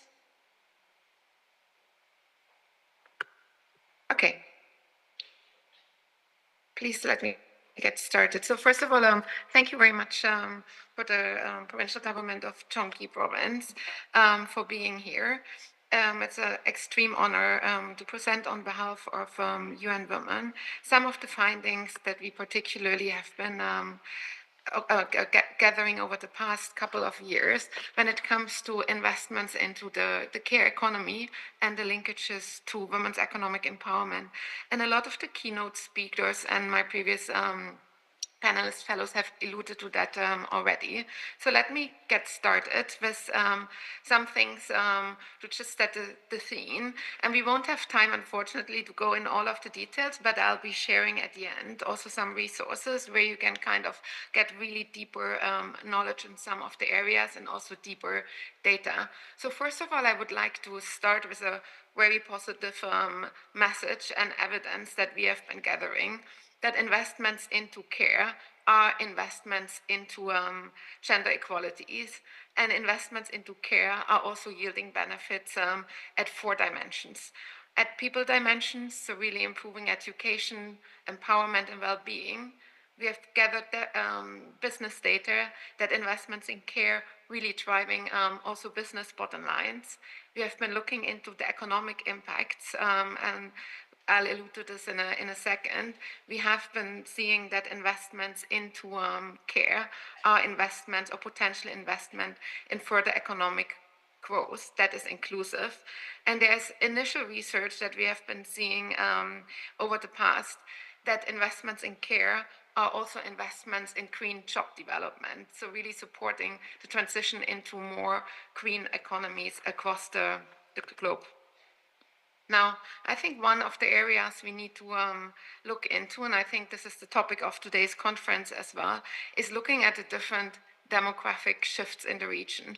So while care has been, I think, a topic that has been neglected for quite some time, COVID has been a momentum that really helped pivoting the conversations, the advocacy, and the actions around care. And I think a second pivot has been the demographic development in our region, particularly, that brought the agenda on really high interest agenda. So what we're seeing in our region here in Asia and the Pacific, which I represent, there's 2 kind of shifts from a demographic perspective that we see. While many countries in more the in the South Asia region are really having a large amount of young population that is really waiting and seeking for employment, while in East Asia, including South Korea, we see that there is an aging trend, there's aging societies, which really have a very different need established for governments to address this. However, I think no matter in what scenario, what we do see is we do need to think about investments in care and the demographic transitions with the context of gender equality, because we have the opportunity, either we address this in a way that exacerbates gender inequalities, or we really transform care in a way that it really yields more benefits for gender equality. And I think one of the previous speakers has said it, if we don't really look into transforming the care economy into a gender responsive way, if we really create more gender-friendly or gender-friendly workplaces, for example, we won't be moving into the right direction. Now, UN Women has been setting out in their strategy always an intersection between strategic priorities investing in care and strategic priorities in transforming the world of work for women. So for us, these things don't go exclusively. They're very integrated strategic pillar for our women's economic empowerment strategy. Petra, I'm so sorry to interrupt. Could you kindly change it into full screen? No, it doesn't work. I tried this. I'm sorry, but I think it's okay to. It's big enough. I think. I tried to. I don't think it's. Does it work now? Yeah. Yes, it looks great. It does. Thank you. Thank you very much. I tried before. Okay, here we go. So let me continue further on talking a little bit about the demographic changes. And I tried to look into some data that we recently conducted, and I'm happy to share the report as well, but really looking into the more aging societies, including South Korea. So what we have been seeing that the aging populations has more than doubled in countries like Korea, Thailand, China, from 1919 to 2023. And we expect that this number is doubling again by 2050. We've been also seeing that that really kind of puts pressure on economies in terms of the shrinking workforce in the countries. And I think that's the key topic that is discussed during this forum as well. And we know that this really is putting pressures on economic and social costs in countries. So we do see that the economic costs really having impacts on the GDP. We're really looking into decreased labor productivity, but we see also looking into significant social costs. Retirement as a poverty trap, for example, we really kind of facing gaps in pension provisions, and healthcare systems are going to be put under extreme pressure. So there's an absolute need to translate this and to use investments to address this. And there are multiple policy levers that can be taken to look into this. Again, in the interest of time, I'm just going to share a couple here. So what we see here in the countries where we looked at, especially in our region that are aging, that really enforcement of some of the legal frameworks is still far away or moderate far away from closing the gender gaps. And these type of measures could be, for example, including incentivizing greater female labor force participation, raising the retirement age, encouraging migrant inflows, including skilled labor force in the care economy, and investments into care and into care professions. So it's really important to look at a variety of different measures to be addressing that demographic shift. But what's most important by doing so, we really need to look that we're doing this in a way that they are implemented so that it's really yielding into economic empowerment for women. And that means really having strengthening women's capacity to make autonomous decisions about their reproductive lives. You need to look into ensuring that women have equitable access to resources in all forms, including access to work. And we need to look at the systemic change, how our social and economic systems are created when it comes to a gender perspective. And in many cases, we have seen across the region that these are gender blind. So what does this mean moving forward? I really would encourage during the forum to discuss investments into care from a 5R framework. I'm sure some of you are very much familiar about recognizing, reducing, and redistributing unpaid care work in the first place, but then looking also in the paid care sector on how to reward paid care work, and how to really meaningful engage care workers in policy dialogues, in creation of laws, so representation of care workers when transforming care systems. Now, when it comes to reducing unpaid care work, looking at the data, and I'll try to target it to the Republic of Korea, we do see that in Korea, unpaid care work, as in many other countries across the region, is significantly done by women, and that is a core barrier for women to actually participate in the economy. And a series of data sets really showed this to us. Labor force participation is much lower for women than for men. Women in managerial positions in Korea, 16%. This is way too low. And we see that also women ownership, women running their own businesses. If you look in Korea, 76% it's men and 24% it's women. So there's a lot to be done, and we see the direct correlation to investments in care. Now, I don't want to be kind of sitting there with a stick. There is a big carrot as well. These investments have the opportunity to also translate into returns for the economy. And happy to share a tool that we have developed together with the ILO, which is a policy simulator that really helps countries to identify how much of their GDP investment, if they would invest this into care, what would be the return for GDP. And in Korea, we have done a rough estimation with a moderate scenario where this would really yield in $14 invested, $14 GDP return for $1 invested in GDP. Happy to go in much detail in this. We also welcome you to learn more and scan this in terms of joining an initiative that we have recently launched, which is called the Transform Care Investment Initiative in Asia and the Pacific, where we bring in key governments and key stakeholders, investors together to really channel more investments into the care economy across different outcome areas, which I unfortunately don't have the time to go into. But last but not least, I really just wanted to leave you also with some thoughts on what very practically you can do to really stimulate investments into care, but also stimulate investments and transforming work environments for women. And with the limitation of time, I unfortunately cannot go through all these slides, but I think one or two measures really important to look at is parental leave and maternity leave. And you'll see here some data which we can share with all of you, but there is certainly room for improvement in Korea as well to really invest into this. And one of the frameworks that we would like to also promote, especially I think something in the Gyeonggi province, which could be done, is looking into much more multi-stakeholder approaches to care and involving also the private sector. So for example, the private sector really has a key role to create family-friendly workplaces, can contribute to really developing and moving forwards to get more women into leadership, but also really helping to shift social norms, which I think is essential. And one framework I'll leave you at the end is what is called the Women's Empowerment Principles. And this is a framework particularly developed for private sector companies to look across their value chains on how can they invest into gender equality, from workplace equality into marketplace equality, but also how to measure progress that has been made.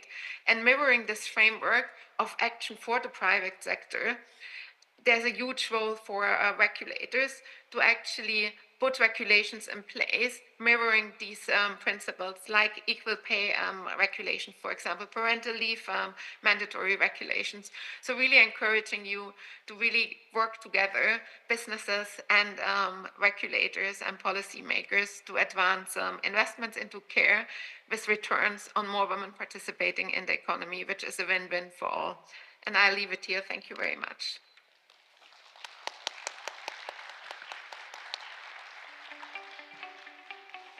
네, 카차 프라이벌. Thank you. Think about the magnitude of a global movement. Think about the difference you can make and the power of transformative change. By signing the Women's Empowerment Principles, you can galvanize your shareholders and stakeholders to drive change in the workplace, marketplace, and community through a framework of 7 principles. Brought to you by UN Women and UN Global Compact. The Women's Empowerment Principles are a roadmap for business sustainability, innovation, and productivity. Businesses by the thousands and in every sector are becoming part of this world-changing movement to advance gender equality.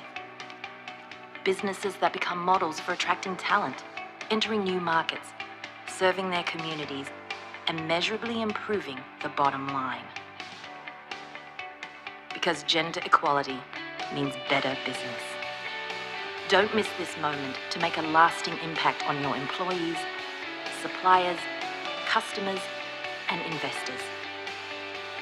Join leading companies already on the journey to greater sustainability and growth. Commit to the Women's Empowerment Principles and make today your organization's signature moment.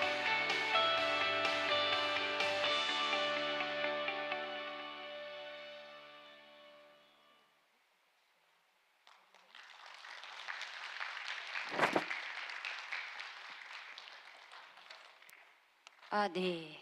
국장 Thank you, Katja, for your presentation. It was really interesting. So you really emphasized investment in care and how investment in care can benefit the society as a whole. So we listened to all the presentations and we have received questions in advance, and let me ask questions to international speakers first.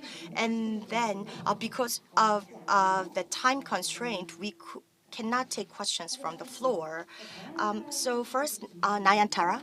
This question goes to Naya and Tara. Global data from World Bank reports shows that weak policy implementation can exacerbate the gender wage gaps.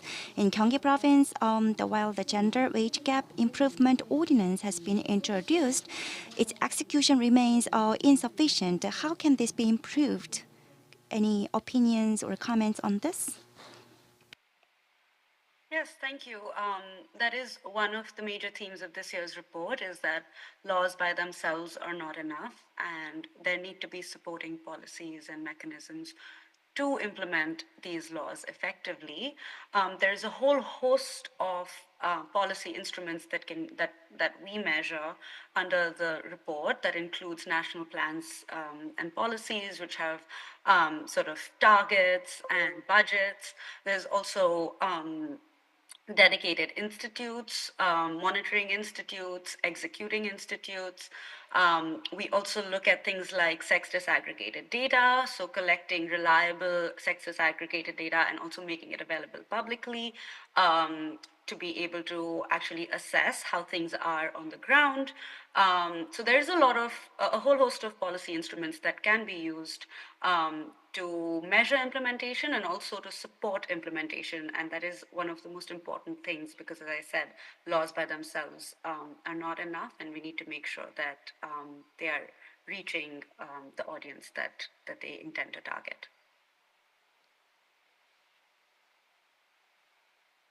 네, 감사합니다. 역시 이 조례 Thank you for your answer. So ordinance is not enough, so execution is needed, and there should be more mandatory execution. And then next question is for Freivalt. So the care initiative is really impressive. So do you have any comments on Gyeonggi-do's care issues? Very much. Unfortunately, I did not have yet the chance to visit the province, but I think maybe speaking from my experience, and please take this with a caveat that I really don't have the national or the provincial context at hand, but we have been working with a lot of provincial governments and city governments also across the region in terms of how to implement care solutions. And I think the solutions are obviously very context specific, but at the same time, I think they're very promising replicable solutions that can be taken from one country even to another one. And I just want to highlight maybe two things.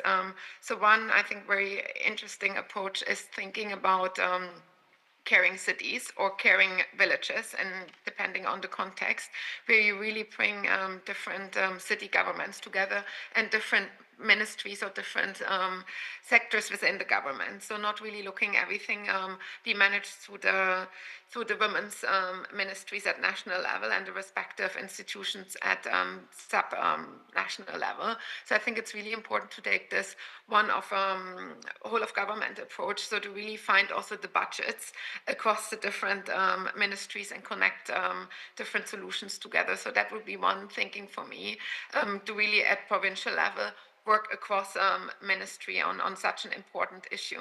And the second one, and I think I alluded to this in the presentation, I think really, again, the collaboration across sectors, so not within the government, but with the private sector together, I think can be beneficial in two ways. I think really as workplaces, private sector as workplaces have a great opportunity to actually change norms, to make and create family-friendly workplaces where women and men can equally thrive. So I think there's really that opportunity to engage and incentivize this through different policy measures that could be subsidies, tax benefits, etc. But I think also looking into the private sector as solutions for providing care services. So we have been seeing across the world actually more and more care enterprises popping up, and many of them are women-led. And I think that is something where we also can look into employment creation as well for men and women in the care sector by supporting innovative enterprises, for example. So I'll keep it here and happy to share more at a later point. 네, 감사합니다. Thank you, Frival. Yes, and lastly, to Professor Yang. So about the gender gap in the labor market, you mentioned about Professor An actually mentioned about the gender gap in the career choice. So, do you have any like example programs to address that issue? Yes. So, leadership education actually, well, rather than like specifically moving up the ladder to the leadership position, actually experiencing leadership opportunities is more about like allocating resources and exerting your full potential, right? So those leadership opportunities are really important for your future job career path. And if you miss out on those leadership opportunities, you'll be missing out on huge opportunities. So, and you will feel really rewarded and accomplished if you experience those opportunities. So, like that kind of leadership education and motivational leadership education is needed, especially for those in their 20s and 30s. And gender awareness is different across the world. And I think we will need to have a targeted leadership education for different generations. And women, many people say women are more feel more relevant, like they feel more related to others. But like sometimes that hinders women from taking on leadership role because they are thinking too much about others than themselves. So like we will need to design this leadership education very carefully to motivate women, and also I think we can design a more useful and helpful leadership education for youth. Yeah, thank you. Thank you, our panelists, for speaking in this long session. Thank you. This wraps up our session one. Thank you very much. So we have listened to session one about female labor, and it's 4:25, and we will take a 10-minute break until 4:35. Please come back by 4:35. Thank you.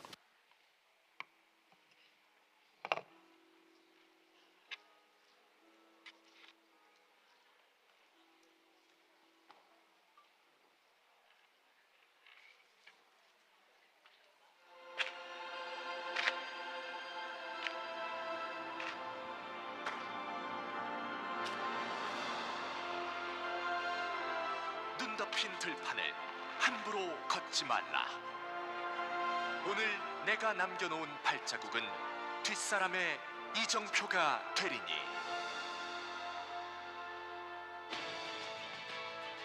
여성, 그것도 과학자. 드물어서 더 힘들고 어려울 수밖에 없었던 시절, 척박한 환경에도 선구자의 신념으로 첫 발을 내디딘 여성 과학자들이 있었습니다. 그 신념을 이어받아 우리는 여성 과학자들이 마음껏 연구할 수 있는 환경과 법과 조직을 만들었고, 연구개발에 힘을 쏟아 국가 과학기술 발전에 기틀을 닦았으며, 다음 세대는 더 고른 길을 걸어갈 수 있도록 모두의 지혜를 모았습니다. 그렇게 과학기술을 꿈꾸는 여학생이 많아졌고,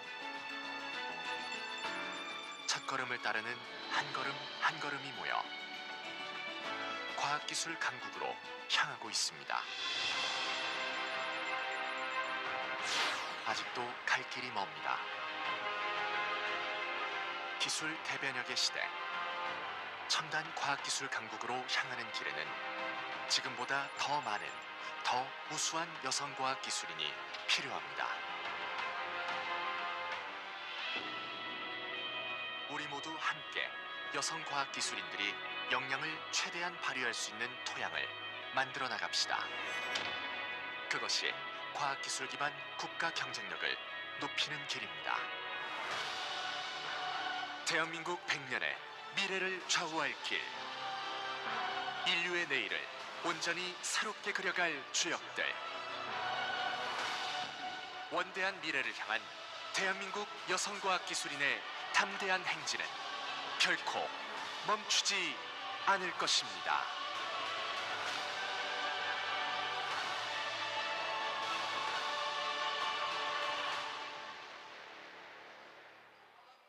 경기도민과 함께한 여정, 국내를 대표하는 여성가족 정책 플랫폼이 있었기에 가능했습니다.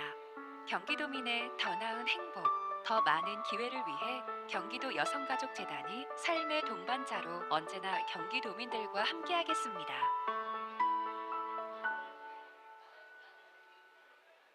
경기도 여성가족재단은 지난 2005년 경기도 가족여성개발원으로 개원해 연구 및 교육, 그리고 사업을 통해 성평등한 문화를 조성하고 양육 친화 문화를 선도해 왔습니다. 2020년 경기도 여성가족재단으로 명칭이 변경되면서 정책 연구와 사업을 아우르는 기관으로 성장하였습니다. 경기도 여성가족재단은 변화하는 환경 속에서 현장 맞춤형 정책 제안은 물론 새로운 의제를 선도하며 사회적 가치를 실현하고 있습니다.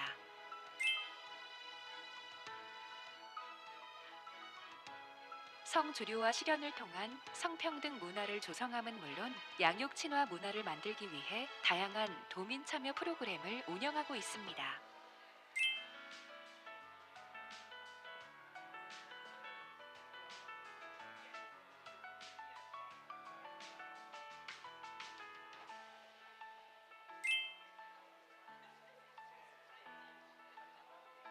경기도 돌봄 정책의 중추적 역할을 수행하며 돌봄 공백을 최소화함은 물론 아이들이 안전하게 성장할 수 있도록 지원을 하고 있습니다. 경기도민과 함께 미래를 여는 여성가족 정책 플랫폼, 경기도 여성가족재단. 새로운 도전을 혁신으로 사회적 가치를 실현하는 기관으로 나아갈 것입니다. 경기도 여성가족재단은 언제나 경기도민 곁에 있습니다. 도민 모두가 행복하고 성평등한 경기도를 만들고자 노력하고 있는 경기도 여성가족재단 대표이사 김혜순입니다. 경기도 여성가족재단은 경기도정의 흐름에 발맞춰서 정책 개발과 비전 제시는 물론 경기도민들이 참여하는 교육 사업을 지속해 오고 있습니다. 특히 젠더 폭력 예방, 돌봄 사회 구축을 위해 사업을 추진하며 여성 가족 정책 플랫폼으로서의 역할을 다져나가고 있습니다. 1,410만 경기도민과 함께 도약하는 경기도 여성가족재단의 비상을 지켜봐 주십시오.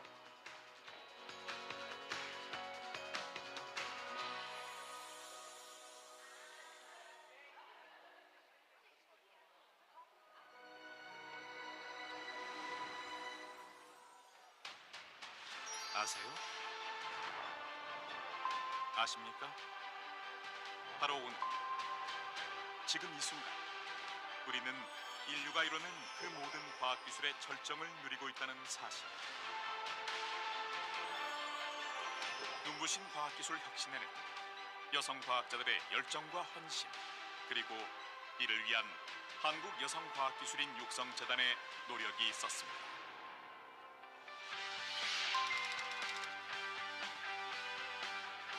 한국여성과학기술인 육성재단 위셋은 여성과학기술인법에 근거해 설립된 과학기술정보통신부 산하 공공기관으로 여성과학기술인의 가치를 창출하는 세계적 선도기관입니다. 위셋은 글로벌 여성 리더를 양성하고 여성과학기술인의 지속적인 성장 생태계를 구현하기 위해서 체계적이고 종합적인 지원을 합니다. 글로벌 여성 리더 양성을 위해 여성과학기술인의 생애 주기에 따른 단계별 성장을 함께합니다. 여학생의 이공계 유입을 촉진하기 위해 다양한 이공계 전공을 체험할 수 있는 기회를 제공하고 공학 연구 프로젝트를 지원하며 제 꿈이 좀 더 선명해지는 그런 경험이 되었던 것 같습니다. 이들이 이탈되지 않고 지속해서 꿈을 펼칠 수 있도록 이공계 여성을 위한 교육과 멘토링, 컨설팅을 제공합니다. 여성과학기술인의 경력 단절 방지와 복귀를 돕고 국내외 학술 활동을 통해 연구 역량을 강화합니다. 위셋 경력복귀 지원 사업 덕분에 정규직으로 취업을 할 수 있었던 것이 가장 좋았던 것 같습니다. 여성의 이공계 커리어 성장 지원 플랫폼 W브릿지를 통해 진로 탐색부터 취업, 경력 개발, 은퇴 후 미래까지 여성과학기술인 누구나 언제나 어디서든 혜택받을 수 있는 맞춤 서비스를 제공합니다. 위셋의 대체 인력 사업 덕분에 육아휴직, 탄력근무 등을 부담 없이 자유롭게 사용할 수 있어서 조직 내의 일, 생활, 문화까지 확산되고 있습니다. 더 나아가 여성과학기술인의 지속성장 생태계를 조성하기 위해 여성과학기술인을 위한 정책과 제도를 수립하고 국내 여성과학기술인 단체들을 지원합니다. 글로벌 여성과학기술인의 리더십 제고를 위해 국내외 연대 교류를 확대하는 한편 과학기술계의 다양성과 포용의 문화를 확산해가고 있습니다. 이 같은 노력으로 우리 사회 곳곳에서 작지 않은 변화가 일어나고 있습니다. 여성과학기술인이 눈에 띄게 늘고 활동과 성과도 두드러지고 있습니다. 경력 개발에 지속적인 도움을 줄 수 있는 의미 있는 행사들을 위셋에서 많이 운영해 주셨으면 합니다. 위셋은 여성과학기술인이 과학기술의 발전에 더 큰 역할을 할 수 있도록 다양성과 포용의 문화를 확산하여 R&D 생태계를 혁신하고 보다 많은 차세대 여성과학기술인이 더 높은 꿈을 꾸며 글로벌 리더로 성장할 수 있도록 도와 국가 경쟁력 향상에 기여하겠습니다. 위셋, 한국여성과학기술인 육성재단. 어떤 이는 더 큰 꿈을 펼칠 기회로 어떤 이는 다시 꿈을 꿀 기회로 다른 이는 꿈을 이어간다네. 경기도에 이처럼 많은 기회들과 기회가 넘치는 기회 수도. 여기는 경기도입니다.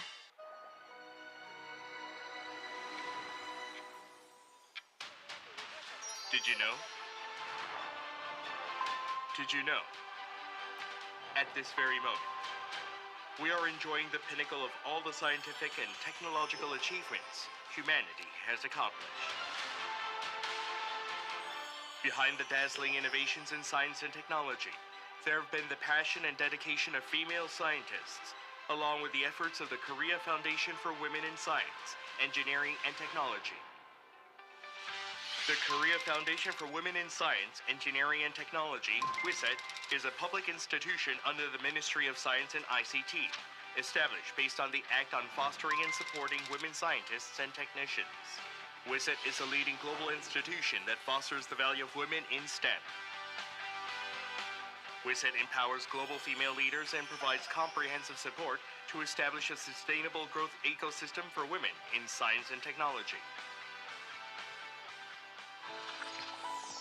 To cultivate global female leaders, we support the stage-by-stage growth of women in science and technology, tailored to their life cycle. To attract more female students into STEM fields, we provide opportunities for students to explore a variety of STEM fields and engage in engineering research projects. 제 꿈이 좀 더 선명해지는 그런 경험이 되었던 것 같습니다. We provide education, mentoring, and consulting for women in STEM to ensure they can continue to pursue their dreams without stepping away from their careers. We implement programs to prevent career interruptions and support career return for women in STEM, as well as programs to strengthen the research capabilities of female scientists and engineers. 위셋 경력 복귀 지원 사업 덕분에 정규직으로 취업을 할 수 있었던 것이 가장 좋았던 것 같습니다. Through the W Bridge, a platform for supporting the career growth of women in STEM, we offer customized services that anyone in the field can benefit from at any time, anywhere, from career exploration to employment, career development, and planning for the future after retirement. 위셋의 대체 인력 사업 덕분에 육아휴직, 탄력근무 등을 부담 없이 자유롭게 사용할 수 있어서 조직 내의 일, 생활, 문화까지 확산되고 있습니다. Furthermore, to foster a sustainable growth ecosystem for women in STEM, we support the development of policies for female scientists and engineers, support local organizations working for women empowerment, enhance global leadership among women in STEM, and promote diversity and inclusion within the sector through expanded domestic and international collaborations. Through such efforts, significant changes are occurring in various parts of our society. The number of women in science and technology is noticeably increasing, and their activities and achievements are becoming more prominent. 경력 개발에 지속적인 도움을 줄 수 있는 의미 있는 행사들을 위셋에서 많이 운영해 주셨으면 합니다. WISET is committed to spreading a culture of diversity and inclusion to innovate the R&D ecosystem, enabling women in STEM to play a greater role in the advancement of science and technology. By doing so, we aim to help more next-generation women scientists and engineers dream bigger and grow into global leaders, thereby contributing to the enhancement of national competitiveness. WISET, Korea Foundation for Women in Science, Engineering, and Technology.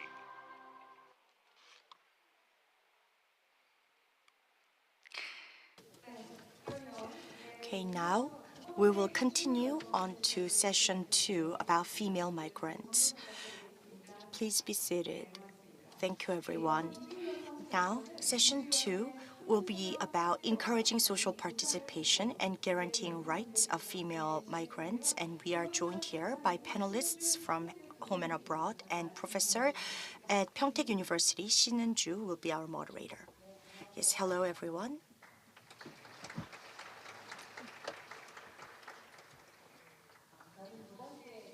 I am Shin Eun-ju, professor at Pyeongtaek University, and I am a moderator for session 2.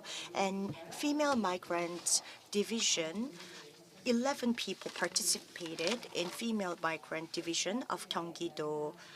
And there are 5 speakers for this session, and I will save introduction of panelists to the later to save some time. So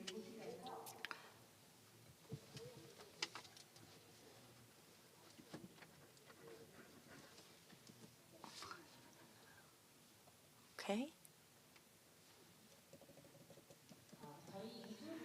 So now let's look at this presentation. So about creating this framework, the Female Migrant Division has been working on.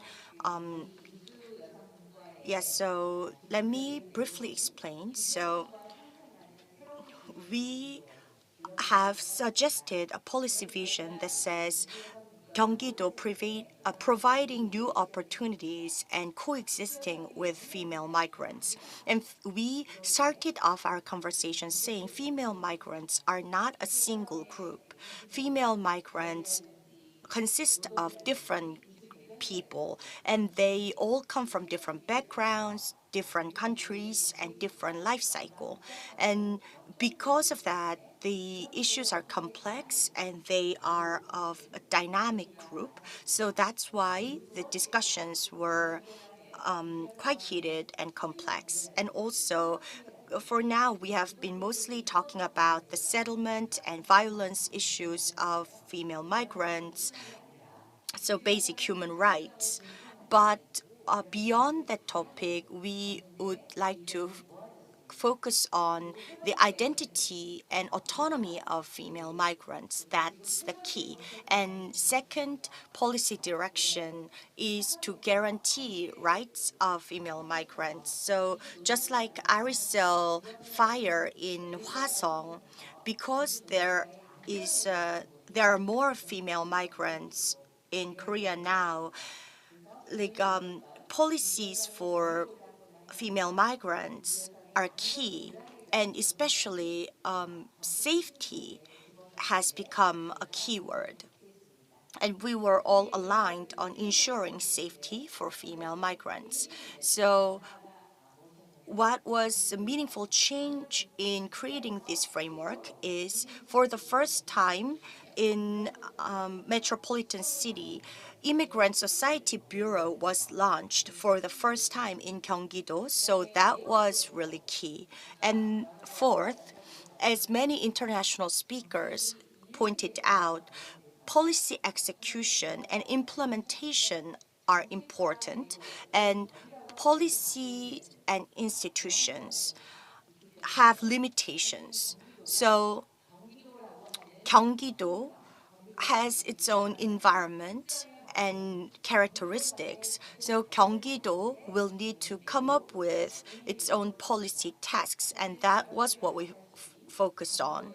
As you know, Gyeonggi-do has been supporting labor costs for care teachers who are especially female migrants, and other local governments have not been paying attention to this, but Gyeonggi-do has been. So we have created this framework based on 4 policy directions, and we have engaged academia, experts, and also there is a female migrant here herself, as you see here. So I think that also helped in coming up with down-to-earth policy. So that's the background, and I shared it to set the tone. And now let's go into the specific topic.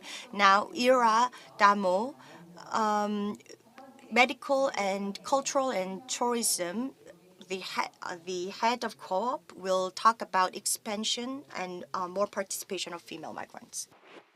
네, 안녕하세요. 반갑습니다. Good afternoon, everyone. Before I start, I'd like to introduce myself.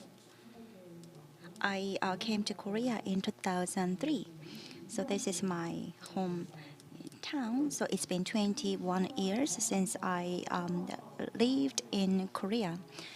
So I studied the many things day by day, and today I wanna talk about.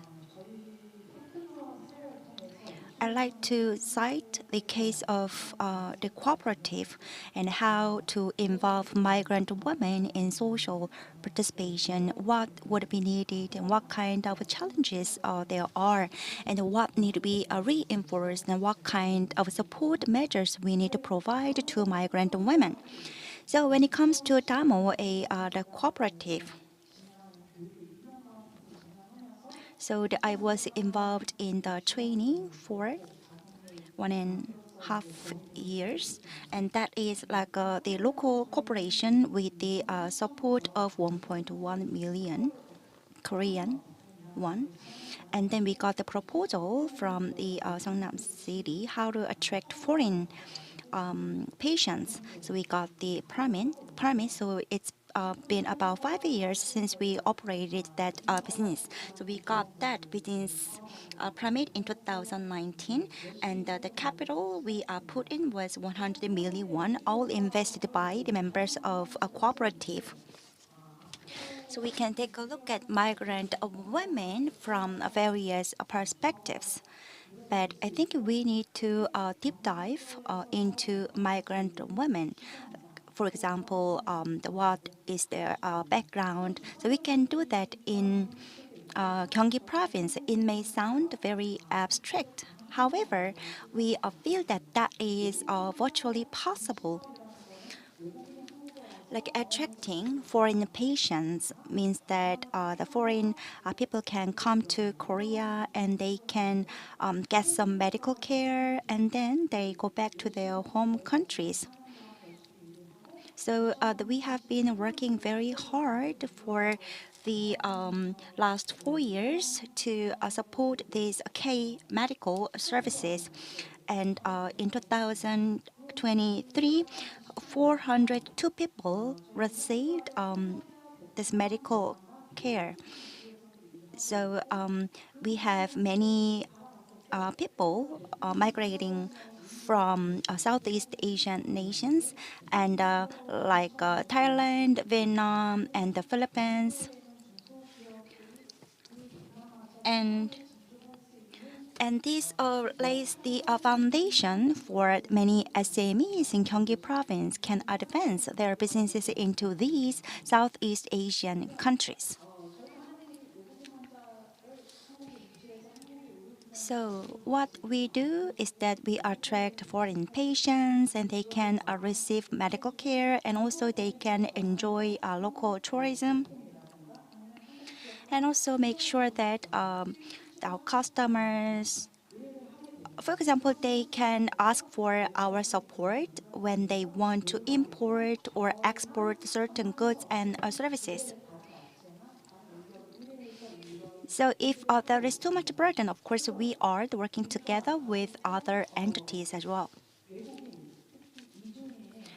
So, like for foreigners or the migrant labor, because they have deep understanding about their own home countries. So they have more expertise going beyond simple language capabilities. That would be one of the upsides with these people. And also there are many exhibitions going on in Korea. For example, K-Medical Fair and K-Food and construction fairs. So we invite select few customers to attend those exhibitions. So all of this make sure that migrant other women can feel, oh, there are many things we can do while we reside in Gyeonggi province. So we provide education and training to them so that looking into the next 5 to 10 years in Gyeonggi province, they would be able to operate small and medium-sized businesses and they can advance into the Southeast Asian countries. For example, not just language capabilities, but also the export and online counseling. And when it comes to medical services, there is also telemedicine. So people can come to Korea to receive medical care, but we can also make a utilization of online platform so that more people in their home countries can receive medical care from Korea. That's what we have realized so far. So we need to maintain the level of human resources, not just for migrant women, but also the business people who are doing business with migrant people and also SMEs in Gyeonggi province. like some of them obviously want to advance into other nations, and we need to identify what kind of support they need and what are the current challenges. I think everything need to be integrated together to make it more effective. So yeah, of course, there are some the challenges in terms of legal protection, everything to the migrant workers. But I think we need to pay more attention to making sure that they can work as valuable human resources. And in this regard, Gyeonggi Province can establish relevant legal framework and institutions to provide the support. Actually, every topic in this forum today is relevant to migrant women. For example, career disruptions. So every migrant woman starts with zero in Korea. So we need to consider the challenges of migrant women, and that those challenges need to be reflected in policy making. Thank you very much. 네, 감사합니다. Thank you. Yes, so I asked to keep time, and yes, so she shared demo cases and talked about expanded economic opportunities and participation of female migrants. And next, Kim Hee-joo, professor at Department of Social Welfare at Hyopsung University, will talk about policies to guarantee rights and safety of female migrants. Yes, hello. I am going to talk about guarantee rights, policies to guarantee rights of female migrants. So far, there have been many policies just like to show and more of a charity-like policies, but because Gyeonggi-do now has more number of female migrants, there are more policies. And first is on residency and living, and clothing, eating, and living are the basic rights, but female migrants were not guaranteed of the right to live, and especially in the agricultural and fisheries, female migrants didn't really have the rights to have a good residency. So like in 2023, especially Gyeonggi-do was working on providing houses to female migrants, but it didn't work out well. So like we tried to work on it, and there was a Cambodia woman who passed away in Bucheon City, and this woman didn't have a like good house, but was living in like plastic greenhouse. So Gyeonggi-do will be focusing on providing a decent house and the right to live. And second is about strengthening inclusive health of female migrants and children. In Korea, about childbirth and child rearing, these projects do not really classify the residency or, for example, the nationality, but still most benefits go to Koreans. And female migrants also are included in the projects, but they don't usually get benefits because in many projects require the resident certificate to be submitted in the process, and female migrants, of course, do not have such resident certificate. So they are excluded from these project benefits. So we propose the system to be improved, and especially childbirth, caring, and we would like to support newborn babies and women who gave birth to children, and also we would like to also propose giving building systems taking care of mothers and children, and especially like more programs are provided to Korean mothers and children, but female migrants are excluded, of course. And many newborn babies of female migrants are dying at early ages. So we would like to set the system for like registering childbirth for female migrants as well. And third is guaranteeing the right to learn for female migrants. And so the right to learn was not really secured for female migrants so far. We would like to provide adaptation training and also like full life cycle training and education for female migrants. And we also will need to raise awareness on migrants as well. And this wouldn't be just targeted at migrants, but this awareness raising education will be provided to Koreans as well. And also like specialized training to enhance expertise would be provided. And fourth, this is about securing and ensuring safety, and especially safety against gender violence.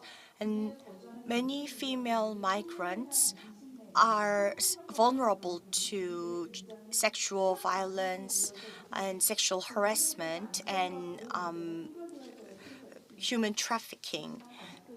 But Gyeonggi-do doesn't have institution, or like they lack institutions or systems for the victims to gender violence, and especially female migrants have limited support to that they can get. So we would like to support female migrants so that they can go back to work, and also we would like to provide frontline recovery, and there can be like language barriers for these female migrants, and they cannot seek help and support. But we would like to we propose Gyeonggi-do to provide multi-language guide and also provide hands-on experience programs so that female migrants can get full support. And also their third is about risky labor environment. So half of the workers in dangerous work environment was migrants. And many migrants are exposed to dangerous workplaces, and female migrants take up high proportion. So we propose two things. One is inspection and supervision to ensure safety and the rights of female migrants. We would like to ask for thorough investigation and supervision, and also strengthen overall safety response. We hope Gyeonggi-do can cooperate with language support centers and utilize infrastructure within Gyeonggi-do, and then provide disaster response training and language guide. And also, other than sexual violence or human trafficking, many female migrants are susceptible to sexual violence, but there are not enough support centers, especially North Gyeonggi province doesn't have enough shelters or rehab centers, and also language barrier is a hurdle. So we propose two things. One is to expand safety net for violence victims. So if female migrants are at risk, or if they are victims to violence, we hope Gyeonggi-do can provide shelters or rehab centers, and also we propose strengthening interpretation and translation services. And this would include outreach services and trainings to provide gender responsive education.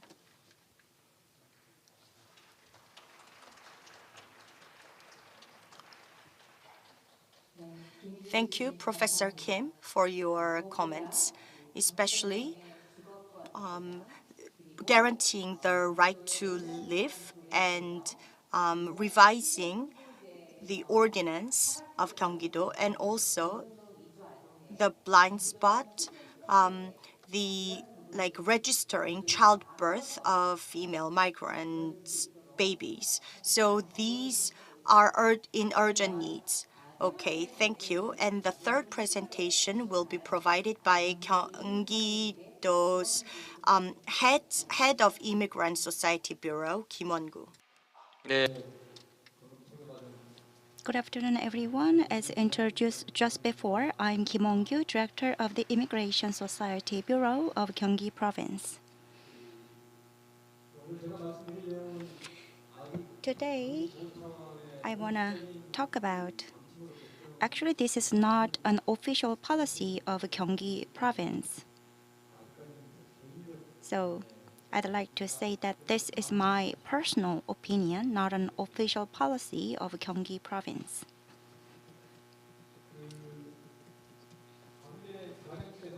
As mentioned by Chair, the Immigration Society Bureau was established newly in July, and I joined this team in September.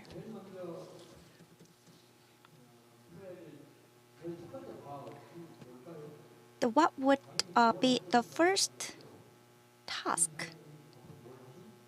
Like what we have to do with this Immigration Society Bureau?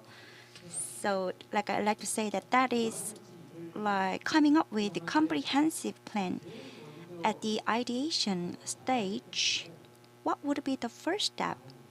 We need to set the direction about what to do. So that direction of Immigration Bureau is like the same as immigration policy of Gyeonggi Province. What would be the basic direction of Immigration Society policy of Gyeonggi Province? Can you please think about that? What would be the basic direction of Gyeonggi Province's Immigration Society policy? That includes all the migrant labor, not just including the women labor. There would be various perspectives, and in my understanding, central government and some local authorities. And basic policy direction has been that the poor status of migrant labor and the associated societal challenges, and there's gotta be humanitarian support in order to address these challenges. That is the basic direction, and that is my understanding. And the same is true for the immigration society policy for Gyeonggi province. I didn't not think so. I didn't think so. That would not be the right direction. I thought that we need to take a different approach. What would it be?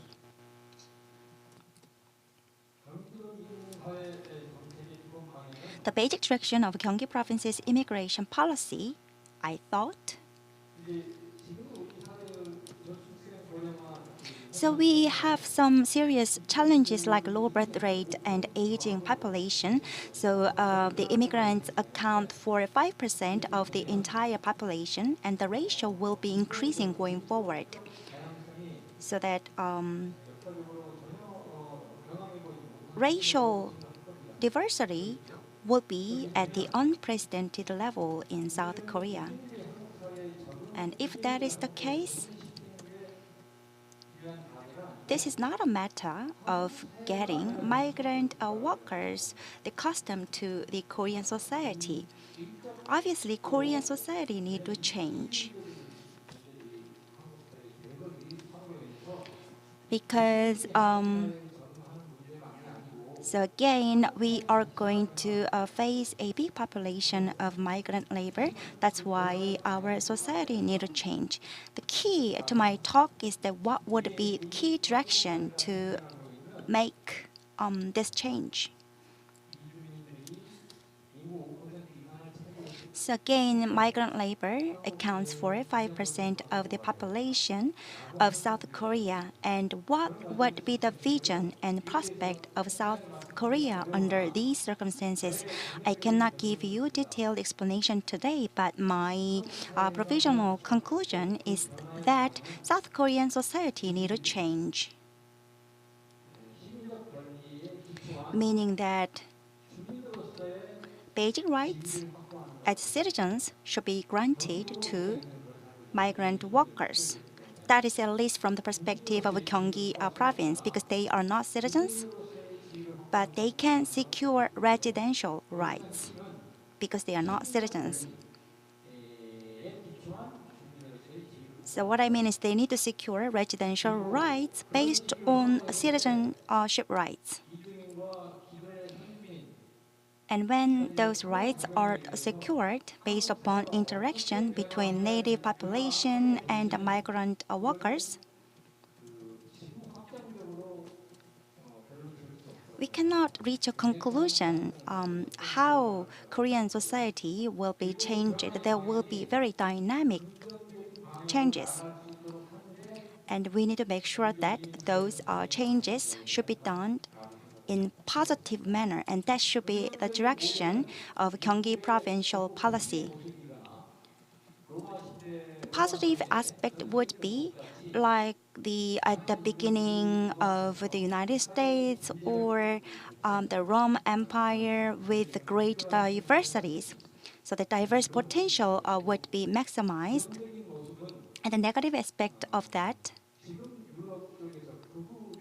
is what is currently going on in EU. Extremist rights are rampant in the European Union. That would be the negative aspect, and we can make choice. And Gyeonggi province need to play a role to make it positive. And in this regard, I'd like to briefly introduce what we want to do at the Gyeonggi province level. I'm already running out of time, so I'm going to be very brief. So these are several sectors. First of all, there is immigration policy. Immigration policy is a key to these policies. And social integration policy and human rights protection are closely associated with immigration policy. And to support them, we need to investigate what is really going on in reality, and also we need to establish communication and governance systems. And with regard to immigration policy, detailed content is kind of response to Professor Kim's inquiries.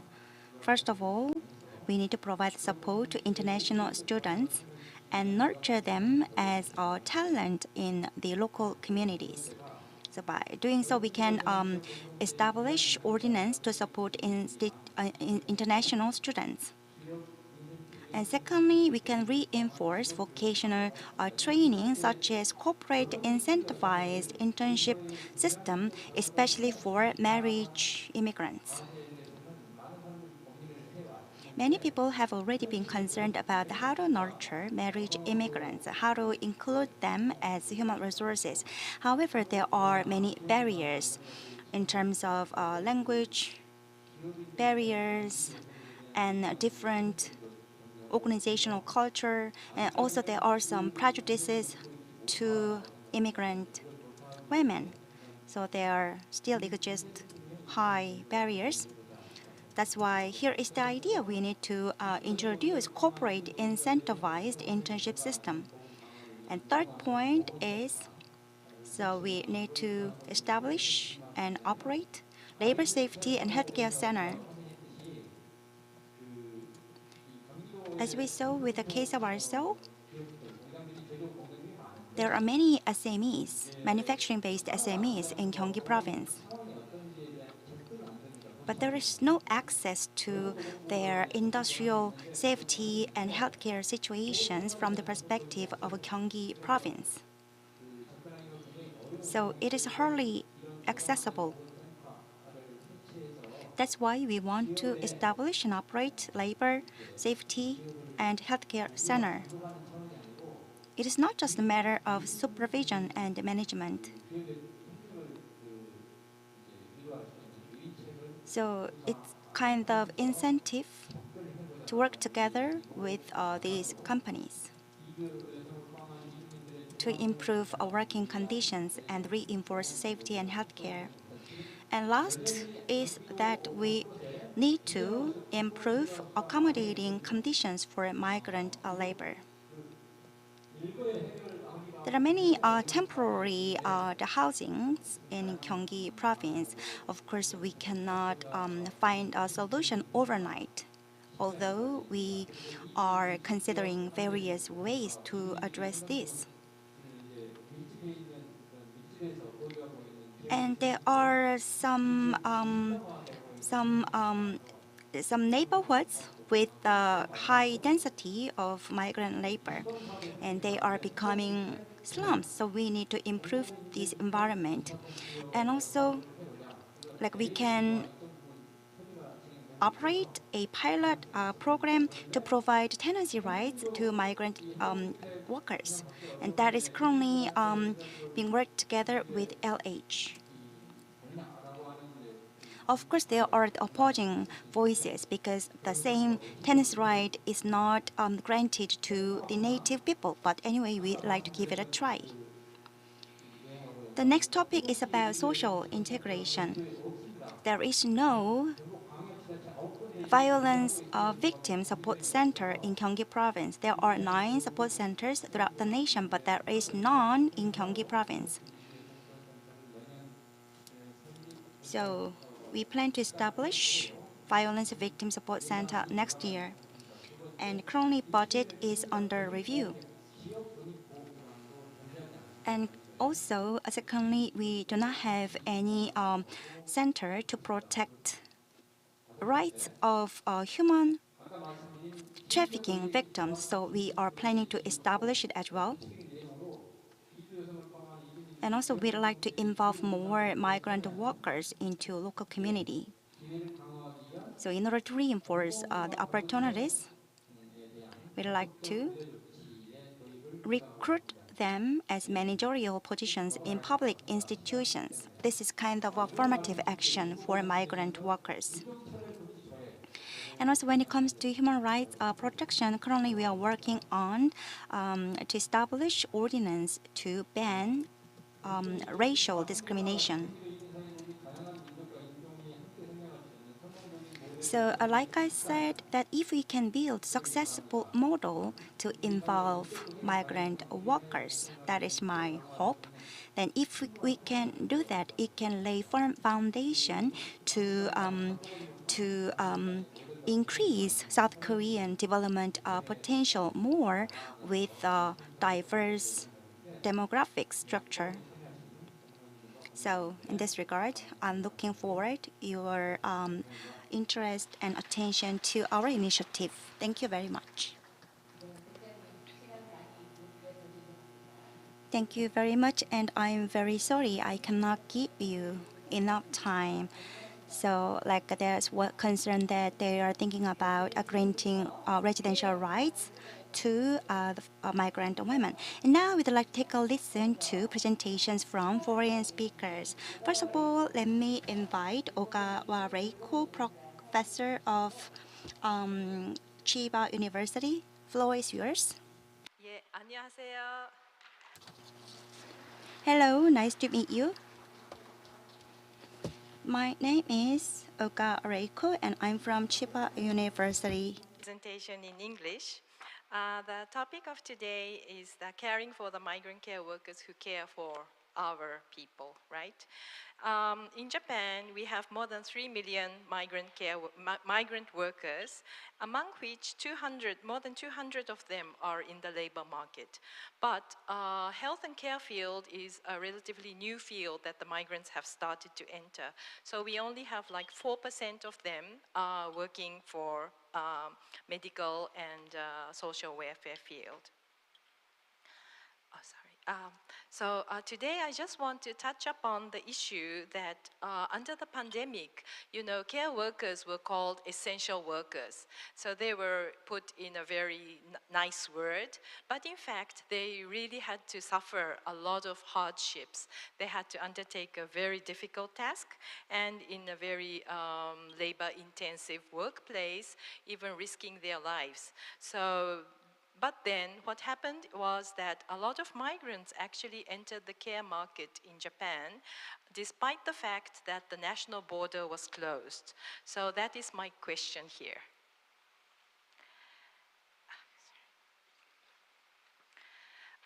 Before going into that topic, I just want to briefly touch upon how the migration and care nexus has been transformed in Japan.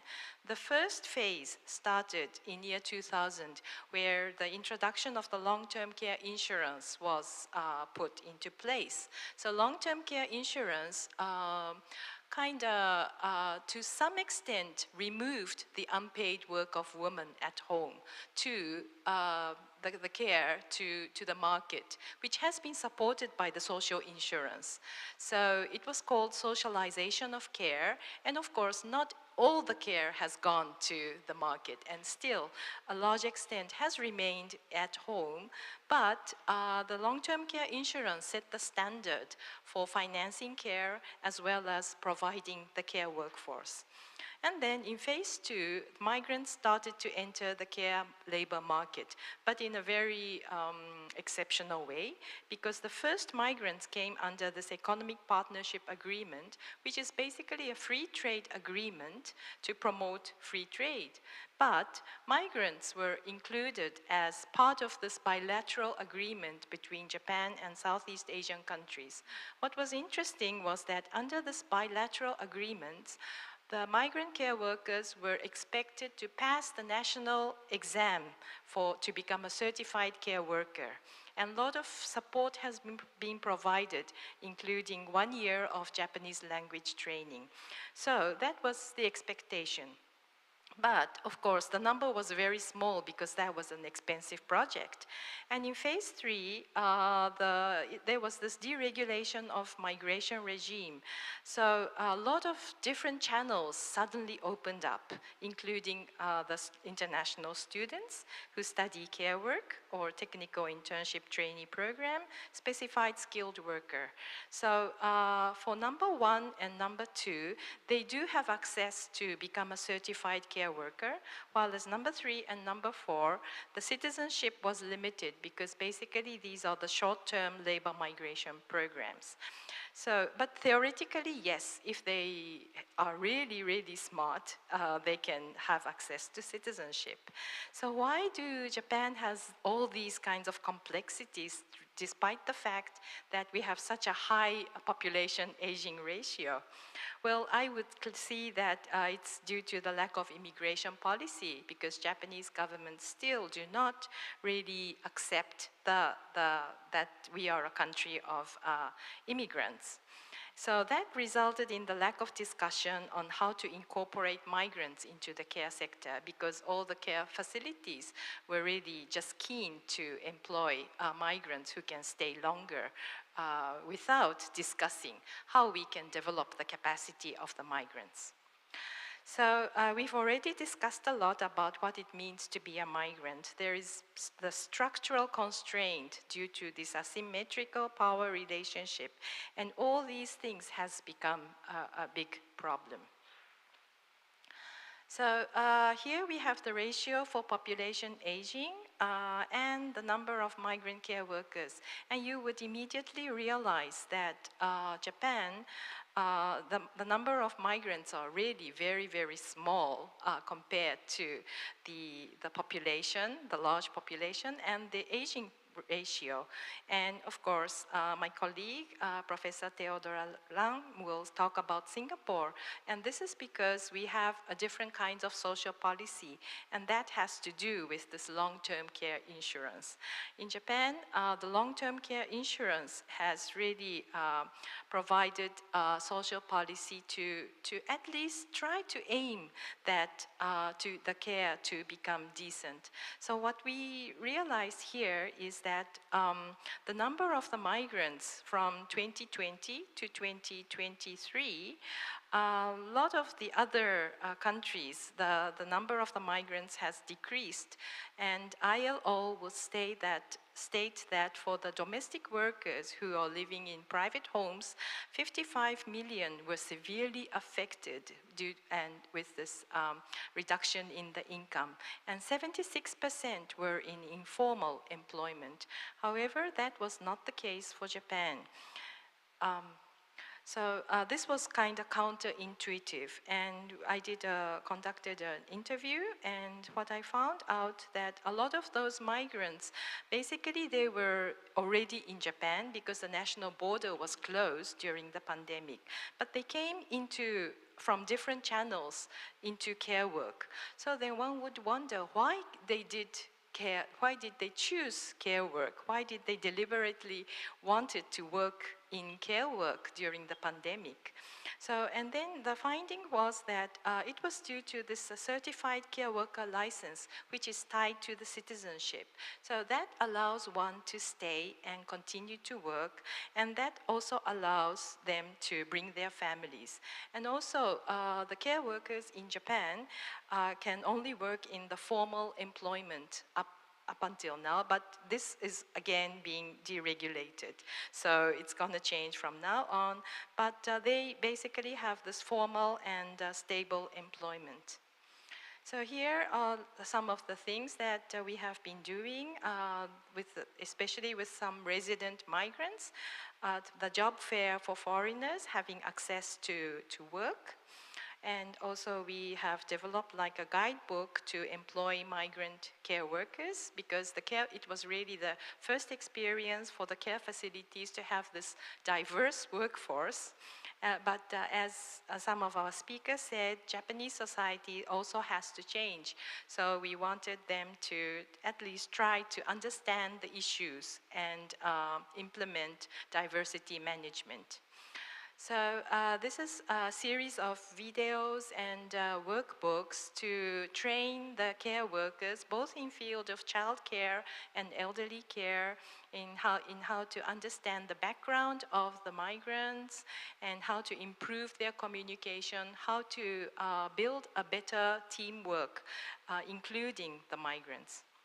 So So what we have here is the nexus between the citizenship and the professionalization, and I think we already talked about this.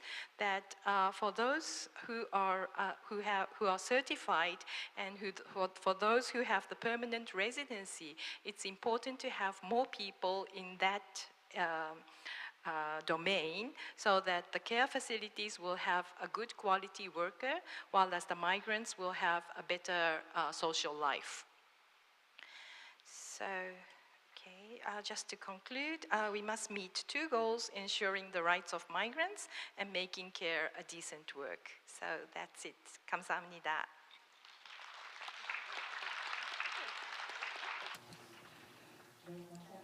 Thank you very much for your presentation.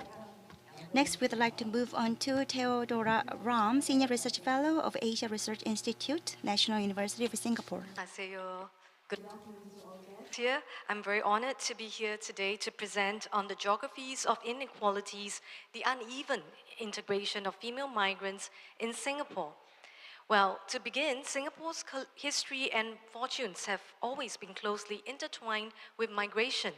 Since its colonial days, the island city-state has welcomed different streams of immigrants, from the first group of laborers who formed the backbone of the country's early labor force to the subsequent batch of high and low-skilled labor migrants recruited to drive Singapore's industrialization program.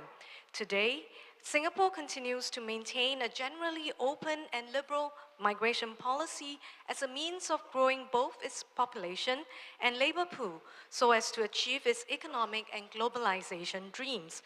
Immigrants seeking to work and or live in Singapore may enter the country via a variety of visa pathways that accord them different rights and privileges in the city. Such passes are spread along a spectrum ranging from privilege to precarious and affect their ability to stay, work, marry, and or have children in Singapore. In this context, this presentation seeks to examine the geographies of inequalities existent in the spectrum of entry passes offered to migrants. We begin by first outlining the various immigration channels and categories available to migrants entering Singapore and highlight the gender inequalities experienced by different groups of female migrants. Drawing on various studies we have conducted, we then give attention to some of the problems faced by selected female migrants in Singapore amidst recent changes in policies before concluding the presentation. Now, according to latest statistics, non-citizens make up nearly 40% of Singapore's population, and the larger majority are workers who are admitted in the country on work passes that can be broadly grouped under three categories: employment and entree or personalized employment passes for highly skilled workers, S-pass for skilled workers, and various work permits for semi-skilled workers. A smaller proportion are dependents of either Singaporeans, foreign workers, or students. While women migrants may fall under any of these categories, many are found in the domestic work sector, as the domestic work pass only applies to women, as well as non-CMP manufacturing and service sectors. CMP work permit holders tend to be male-dominated, as these are workers involved in the construction, shipbuilding, and process industries. Measures pertaining to the entry and stay, incorporation, and exit of migrant workers are often differentiated according to the type of work pass granted to the workers. Conversely, workers' qualifications, nationality, age, and gender are some of the characteristics that determine their eligibility for certain work passes and their ensuing rights in the city. Now, among the work passes, mid to highly skilled or professional work pass holders often face the least restrictions and are able to change jobs, live where they wish, marry Singapore citizens or permanent residents freely, bring in family members, or apply for residency if certain conditions such as minimum salary are met. In contrast, workers on work permits cannot bring their family members to Singapore, apply for residency, or marry Singaporeans or PR without prior permission from mum, not mother, but the Ministry of Manpower in Singapore. The accommodation of work permit holders also falls under the employer's responsibility. Given that attracting and retaining talent is a key plank in re-engineering Singapore to compete effectively in a globalized knowledge-based economy, the government is continually refining its policies in order to retain the best talents. In allowing them to bring in families and making them eligible to apply for residency in Singapore, the government hopes that these talents and their families will establish longer and deeper bonds to the city. Highly skilled migrants themselves find it advantageous to combine the rights and resources offered by their multiple affiliations to allow themselves and their families the greater flexibility in designing aspirational pathways and social mobility. Nonetheless, the eligibility to apply for residency does not equate to a successful application, as the approval criteria in Singapore is often opaque. Generally, the government also does not disclose the reasons for unsuccessful applications for fear of abuse or creating negative sentiments in other countries. Whilst many people speculate on the contributing factors for a successful or failed application, the government states that PR applications are evaluated on criteria covering a range of factors such as family ties and commitment to Singapore. The uncertainty spotlights the limitations of the privileges accorded to skilled women, migrants over their life course. Here we turn to the experiences of 35-year-old Margaret, a single and professional Australian working in Singapore. Aware that a PR would help secure her continued stay in Singapore, she is however not too optimistic on her chances. Worrying over her biological clock, she, who is keen to start a family, decided to return to Australia to extract and freeze her eggs, as the procedure was then illegal in Singapore and expensive for non-citizens. Next, we turn our attention to semi-skilled women migrants working in sectors such as manufacturing, service, and domestic work. Unlike the mid to highly skilled migrants, specific age, gender, nationality, type, or length of employment restrictions are imposed on them. Excuse me. As earlier mentioned, both men and women holding work permits are not allowed to bring in dependents or marry Singaporeans or PRs without prior permission from the government. Women work permit holders are further subjected to regular health and pregnancy checks. If found to be pregnant or married without permission, women work permit holders will lose their work pass, be deported, and barred from future entry for some time. So among the work permit holders, nearly 1/6 are women doing domestic work in Singapore. Only women from an approved source country are allowed to work as domestic workers in Singapore. They are required by law to live with their employers and are thus highly dependent on them to meet their essential needs, whilst being subjected to constant monitoring. They are also unable to bring in their family members and must endure long periods of physical separation from their loved ones. Given that migrant workers, domestic workers live and work in private home spaces, abuses against them may often go undetected. Here, we highlight the experiences of Burmese Kin and Filipino Joel, who experienced food security and various stresses respectively. Hence, there are often public concerns over migrant domestic workers' physical, emotional, and mental well-being. Lastly, we shift the spotlight onto the category of dependents in Singapore. These dependents may be spouses, children, or parents of either migrants or Singapore citizens, and whose rights to work and live are heavily tied to the residency, occupational, and economic status of their sponsors. For example, formerly married migrant women whose migrant spouses earned at least $6,000 per month may be granted a dependent's pass, which will allow them to work in Singapore and gain access to some subsidies. Those granted long-term visit passes need to attain a work pass themselves in order to be able to work. A significant group of dependents are actually capital poor women from the region who marry Singaporean men. However, marriage to a Singaporean does not automatically equate to them being granted long-term stay, residency, or citizenship in Singapore. Neither are they necessarily granted the right to work. The experiences of 38-year-old Elizabeth clearly illustrates the multiple difficulties migrant wives may encounter in attempting to assess longest-term stay in Singapore, family reunification, and work. Hence, capital poor marriage migrants persistently strive for PR status in order to establish stability, gain a stronger foothold in Singapore, and integrate themselves into the society. Unfortunately, the pathway to residency or citizenship in Singapore is an arduous and difficult one with no clarity of qualifying requirements.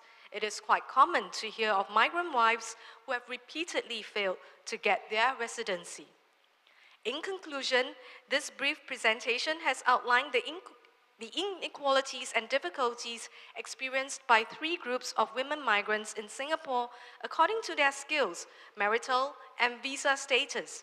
While some changes have been made on the policy front to allow for greater integration of women migrants into Singapore's social and economic fabric, such as the introduction of the LTVP Plus Pass in 2012 to allow marriage migrants the right to work, continual refinements are required to meet the changing needs of women migrants over their life course, allowing them to live and work comfortably in Singapore. Thank you very much for your kind attention. 감사합니다.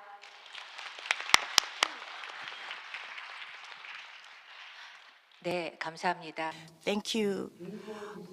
So, Professor Reiko talked about the higher dependence on care workers after pandemic, and researcher Theodora Lam talked about the difficulties and challenges of female migrants on applying for permanent residency and citizenship, and I could see common grounds with Korea.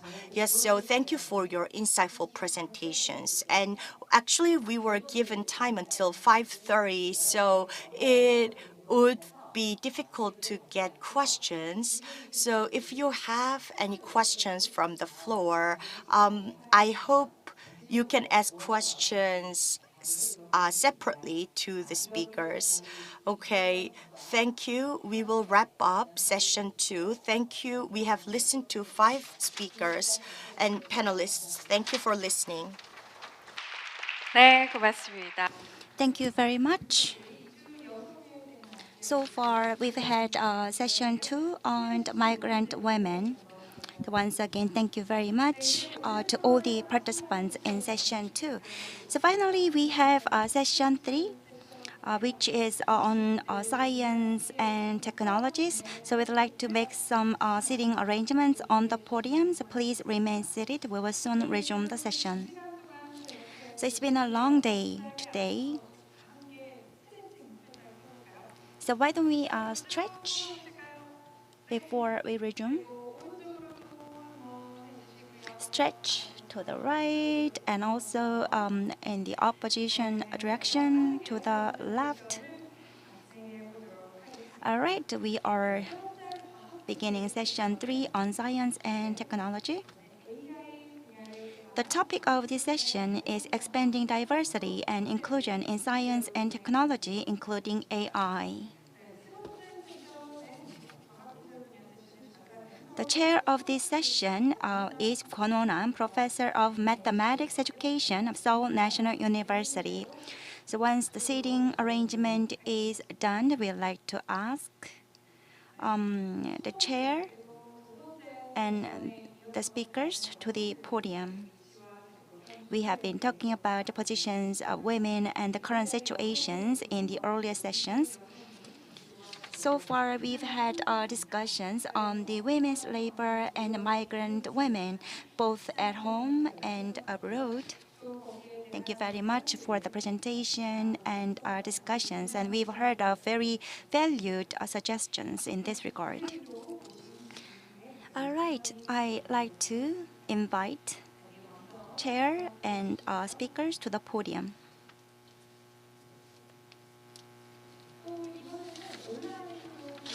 We also have two foreign speakers who are joining us online.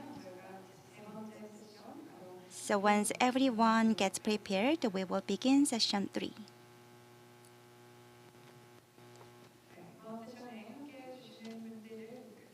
So I'd like to introduce participants of session 3. So we have Kwon Nam, session chair. And also we have Kwon Ji-hye for the first presentation, and also Jessica Koff is going to make some comment. And presentations will be delivered by Ursula Starchevitz and also Professor Mar Hicks from University of Virginia. All right. Good afternoon, everyone. It's been a very long day. I think you must be very tired. So we are running out of time, so I will try my best to finish the session on time, in time. Thank you. This is the last session of today's forum. Let me introduce myself. I'm Kwon Nam, professor of Seoul National University. I'm the chair of this session 3. In this session, we are going to talk about diversity and inclusion in science and technology, including AI. So we have invited experts from both home and abroad. In this session, we have 5 presenters and panelists. And as introduced earlier by MC, we have Kwon Ji-hye, Director of Policy Research Center of Korea Foundation for Women in Science, Engineering, and Technology. We also have Jung Yeon-bo, Professor of Konghae University, and we also have Jessica Koff, Head of Science and Technology Innovation, British Embassy, Seoul, and we also have Ursula Starchevitz, Professor at AGH University, Poland, and also we have Mar Hicks, Professor of Data Science, University of Virginia. Once again, thank you very much for joining us despite your busy schedule. Let me tell you about the composition of this program. So connecting science, technology, and gender. This discussion is the first trial made by the Gyeonggi-do Women's Foundation.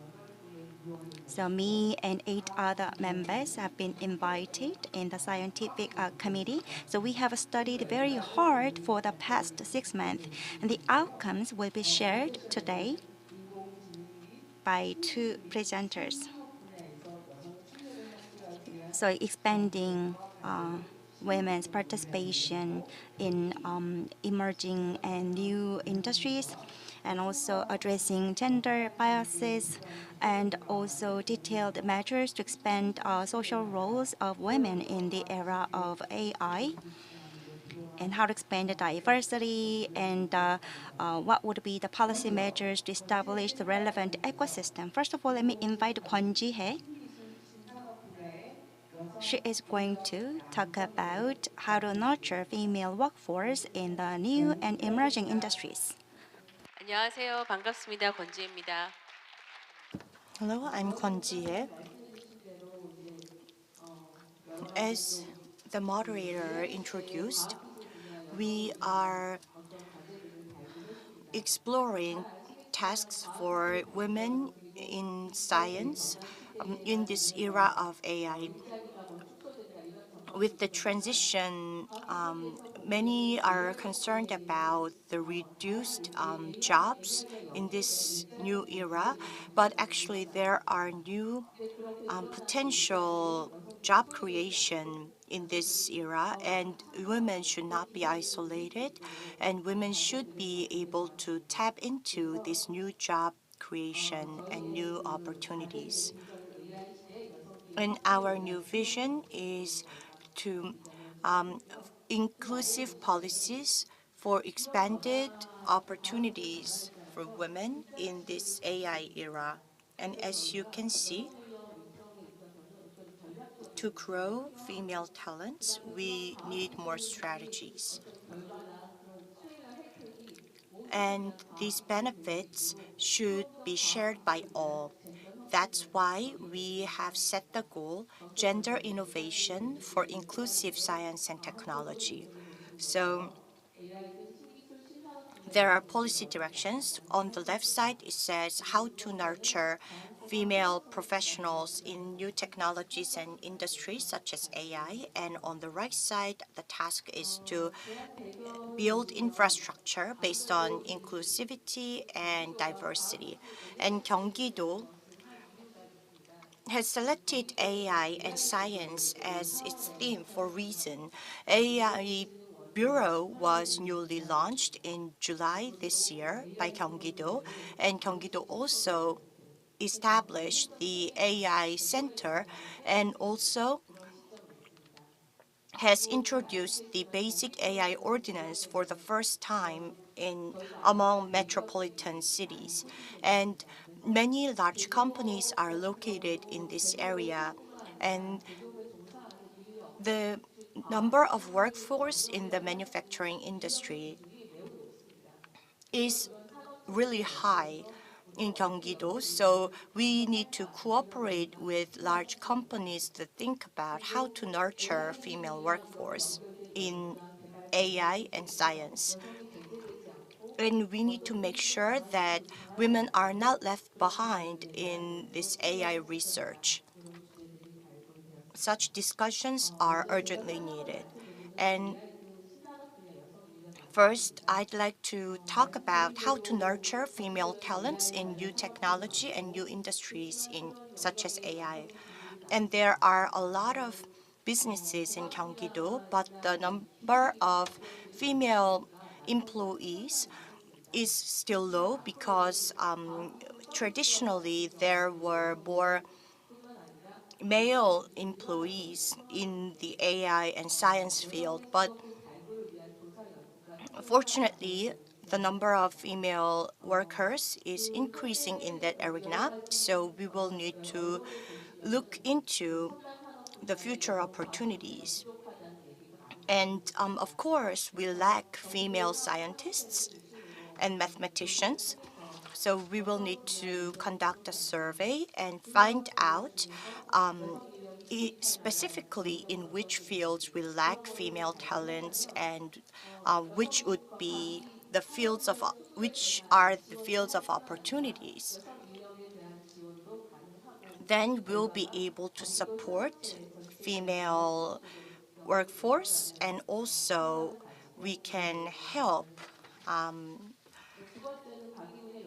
female workforce as well as Gyeonggi province. And also, this is mid to long-term initiative together with the Ministry of Science and ICT. Gyeonggi-do has announced that it will invest 11 billion won in science and ICT and AI. And how many women are engaged in that new initiative? Now, we will need to look into girls' career design in STEM, and we will need to check whether girls choose STEM field and whether they choose career in that area. And that's second. And third is to expand job opportunities and support and capability building for female workforce. As other speakers mentioned, women are mostly in low-wage low-wage works, but Gyeonggi-do has a lot of high-tech jobs, so we need to foster female workforce who are more skilled and who are highly educated. Then we can grow female experts and professionals. Then they can contribute to the community and society, and we can level up female workforce and female jobs. So we will need to develop skilled jobs and encourage women to apply for those jobs. And we will also need to provide educational programs that are linked to those job opportunities. So capability building and job opportunities. That was the third, and fourth is building gender responsive statistics in science technology. So there are statistical data by region, but not by field. So Gyeonggi-do is a huge area, and many projects are being carried out by different zones, like especially 5 zones. And so north area is focused on semiconductor, and while south region is more focused on bio and display. So these area and zones will need to be analyzed, and we need to have a better understanding about these areas that and data can help. So then we will need to find out whether academic opportunities are provided and job opportunities are provided equally. And then next, Professor. Yeah, thank you. Yeah, please give me some time to summarize. Yes, so let me summarize in 2 sentences. Thank you, Professor. So yes, so you mentioned about identifying female workforces in STEM field, and then providing and strengthening work programs for female workforce, and inclusivity and diversity should be the key in those programs. And then Professor Jung Yeon-bo will be talking about Gyeonggi-do's infrastructure. 감사합니다. Please make it brief. Hello, everyone. I'm Jung Yeon-bo. As mentioned by Kwan-jo, actually she has been talking about personnel in science and technology, and I'd like to talk about ethical perspectives and also infrastructure in science and technology. People usually consider science and technology as neutral, and people think that AI would be more fair. But in fact, existing data is already biased. For example, gender-based biases or minority differentiation. When this data is included, there is bigger differentiation, and bias is getting more serious. So the Gyeonggi province is taking. They have to take the initiative to make improvement, and this is the following proposal. So first of all, we need to establish governance structure. So we need to make a utilization of a women workforce, and also we need to address a gender bias, and also we need to build a system to make sure that they can interact and communicate more smoothly. So we may think that only science or the experts can be involved here, but many citizens are being influenced by science and technology, so that there should be governance system where the citizens and policy makers can interact with each other. So that we propose to operate a dedicated scientific committee, so that they can have various projects, and data should be managed properly. And this is connected with the second initiative. The gender-based statistics need to be reflected in building database. So far, yes, we have databases, but mostly that is male-dominated, and the women data have been excluded, not reflecting gender characteristics. And that is influencing jobs and disaster and many other areas. So if you take a look at this page, so like a public database need to be established, based upon which public policy should be instituted. That would be more gender responsive. And also there is AI bureau. So another proposal is to establish Gyeonggi Province gender-based statistical database. There are some existing databases, so that like gender-based statistics should be reflected more actively in this Gyeonggi provincial database. And third proposal is AI design. Like we need to alleviate gender bias in AI and many other layers. For example, differentiated treatment is one of the problems. Because this AI job is male dominated, there are many male developers, but there should be gender equal perspective. So we should start with education and training for developers, and AI data algorithm should be done in a more fair manner. So marginalized classes and differentiation against the women, one of the most sensitive areas would be education and employment. For example, interviewer is AI or score interviewees. That would be very risky because the existing data is gender-based, like putting lots of differentiation against minorities. So, for example, a technology-based gender violence or deepfake crimes should also be considered, and also privacy issues. Many personal information, including biometrics, are being accumulated. So we need to respond to these issues urgently.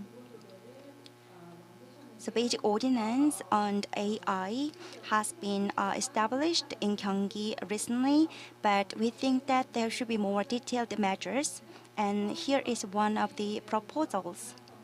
So Gyeonggi province need to come up with systems and guidelines to evaluate AI risks in terms of gender responsive perspective.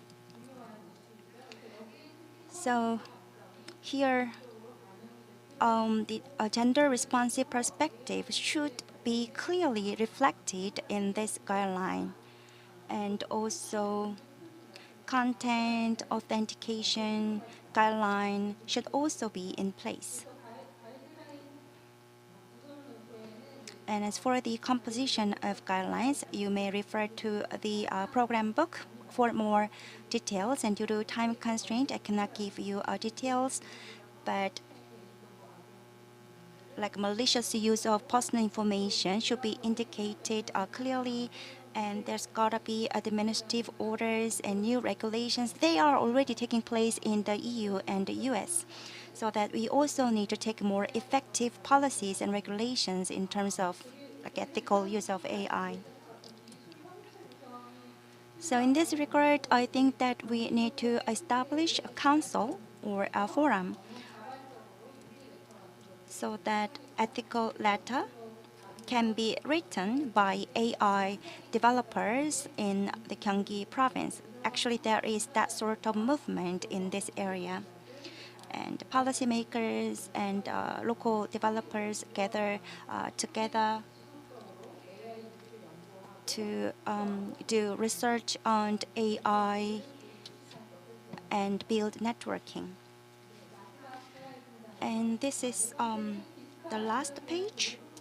This is about education and publicizing for digital safety. Currently, Gyeonggi province is operating AI literacy initiative. They are doing great, but not just AI literacy, but also the relevant social and ethical issues, and also gender-related matters should also be included as part of the training. And also video content and card news should be utilized to raise awareness among the residents of the province, and also they can be monitoring groups involving the residents. So it's like a participatory network. That's all I have. Thank you very much. So Professor Chung was talking about the building database and also necessity for AI ethics and the gender responsive governance and also the sustainable gender innovation. And based upon these presentations, now Jessica Koff is going to make very brief comment. 부탁드립니다. Please. 안녕하세요. 반갑습니다. Hello, nice to meet you. My name is Jessica Cope. I'm the Head of Science, Innovation and Health at the British Embassy based here in Seoul. And I just want to start by just paying tribute to the excellent work and research that's been done by my fellow panel members on what's an extremely important topic, and to Gyeonggi-do for having the foresight to be thinking seriously about these important issues now. I will keep my comments short to help Professor Kwon keep her to her promise to finish on time. But just to quickly say that this is an area that the UK has found similarly very challenging to move the dial on. And still now, although we've made some good progress in encouraging women and girls into STEM careers, we still have just 17% of women at age 18 who are opting to study computer science, and still under 30% of UK tech employees are women. So the UK would like to exchange and share learning, I think, with Korea, because this is an area that we both can make progress on.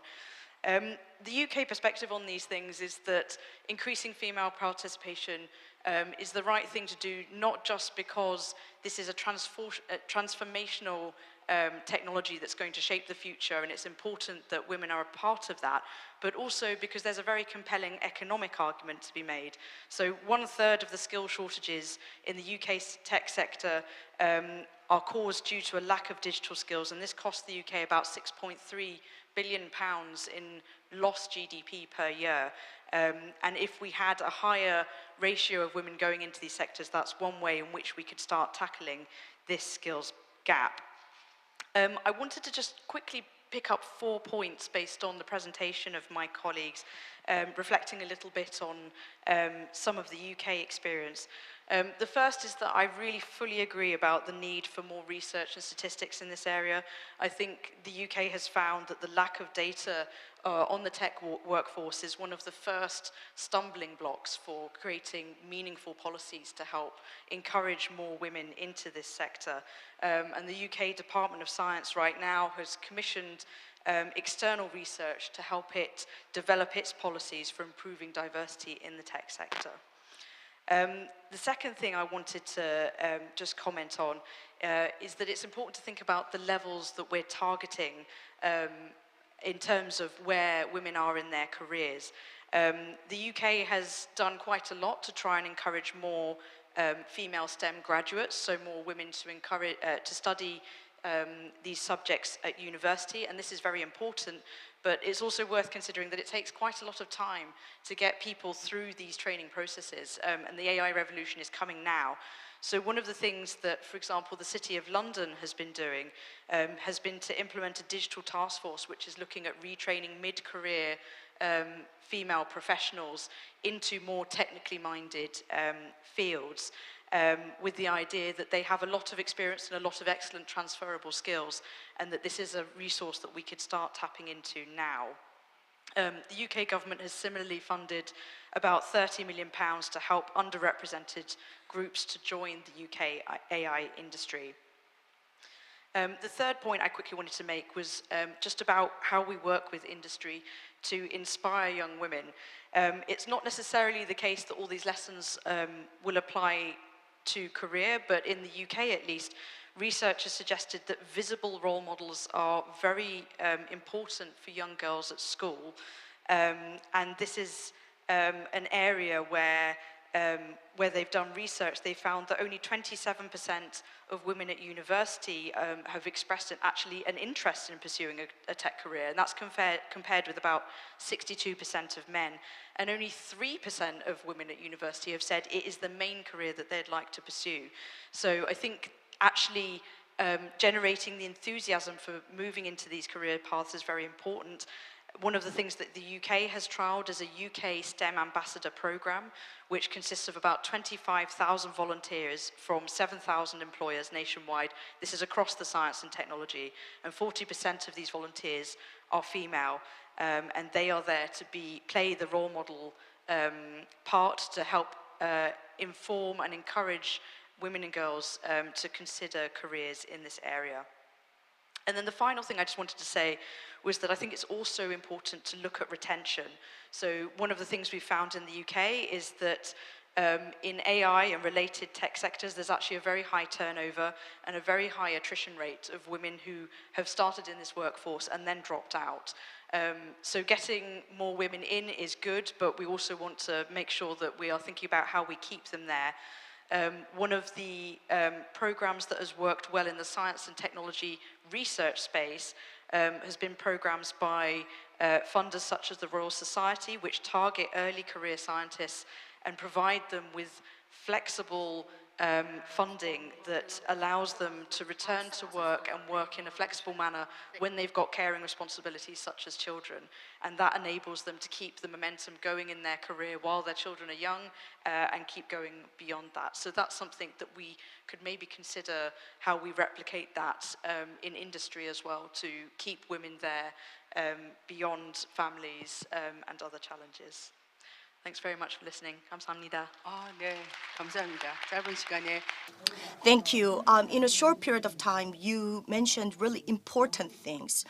You shared valuable experience of UK, and you said UK has similar challenges. Listening to two panelists' presentations, and then I would not summarize your presentation, but yeah, due to the interest of time, but Ursula Stachewicz, professor, is waiting. Yeah, so are you there? Yes, I am. Good morning or good evening for you. Hello, everyone. It's nice to see so many people over there staying for so long. And it's my great pleasure to a little bit talk about women in science and technology in Poland, Krakow. So my name is Ursula Stachewicz. I'm from the ENG University of Krakow in Poland. So let me just move from the next slide. So just quickly talking about me, I'm a material scientist. I'm professor of material science working at Technical University. And I will be talking about, let's say, a little bit of my career in the science and technology. And I am located in Poland, as I mentioned. This is the central part of Europe. And Poland is really nicely developing a country that is part of European Union. And I'm located in Krakow, beautiful city with national heritage. It's the south part of Poland. And I'm working on the Technical University that we have 21,000 students, more than 1,000 PhD students, and more than 2,000 academic staff, having different types of faculties, from science and technology, also to the humanistic science. The dean of my faculty is actually Professor Agnieszka Kopiel. It's a lady. But the head of university and all the rectors are men. The head of university is Professor Jerzy Lis. So this is just to give you a little bit about the environment where I work. So actually from this 2,000 people working and teaching and also having some research positions, we have only 30% of women at our technical university. The larger disproportion is actually in technical studies related to the software engineering, electronics, robotics, with almost 90% are men over there.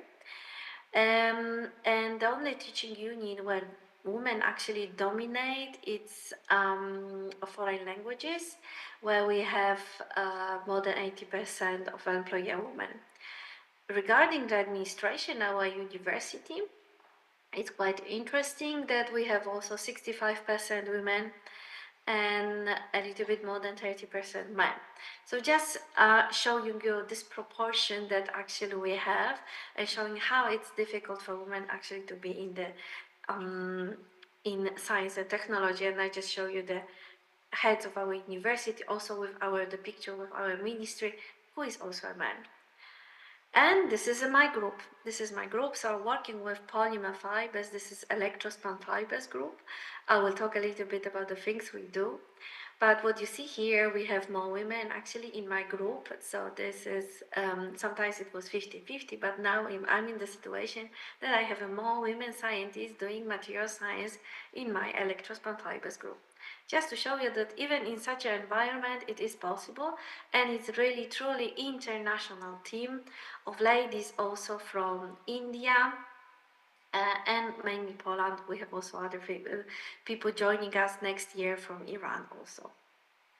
Okay, so how that started? So I started to study material science in Poland, but then I moved from a master thesis within the international program to, which is Socrates Erasmus, it's a very popular program in Europe, to Germany, where I studied my master over there, and I work for my master project is Max Planck Institute in Germany. It's a Potsdam goal. From there, actually, I got the PhD position, and I work in the healthcare and devices group. That was group at Philips Research in Eindhoven in the Netherlands, and I was a PhD student at the time at Delft University of Technology.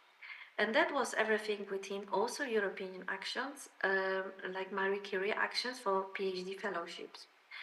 After finishing my PhD, actually I moved to UK when I did my postdoc almost 6 years at Queen Mary University of London, and I also managed to work there in the spin-out company called Nanoforce Technology.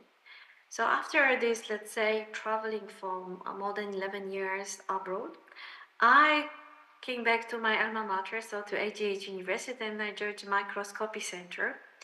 And I started doing and trying to build my own group. So I built my group, and 2 years ago I became a professor in material science. And in Poland it's a huge celebration because we received the nomination from President of Poland. As you see over here, I'm actually receiving here the certificate that I became a professor. Even I had to wait for 2 years because of a lot of delays related to COVID. But here is my family. So my family, I have 2 kids, boy 12 years old and a girl, she is 9 years old, and here's my husband. And so we all, he is not a scientist, so we all managed actually to go to Warsaw and visit our president in the palace in Warsaw. So what do we do in terms of science? We do a lot of things related to nanofibers. Fibers, they are made of polymers, and they're usually 1,000 times smaller at least than your hair. We use a method called electrospinning, so we use electric field to apply to the polymer solution, and due to the electrostatic forces, we managed to get this stretching of the polymer jet where solvent evaporates, and we produce these beautiful solid fibers. And these meshes, when you see them, they are actually 90% porous. So you have something that looks like a tissue, paper tissue, but it's built of nanofibers, electrospun nanofibers, and it has 90% porosity. So we can do many interesting things out of that, and that's what my team was doing. So having this material, we developed first, we try to understand the method, how to produce things in controlled way.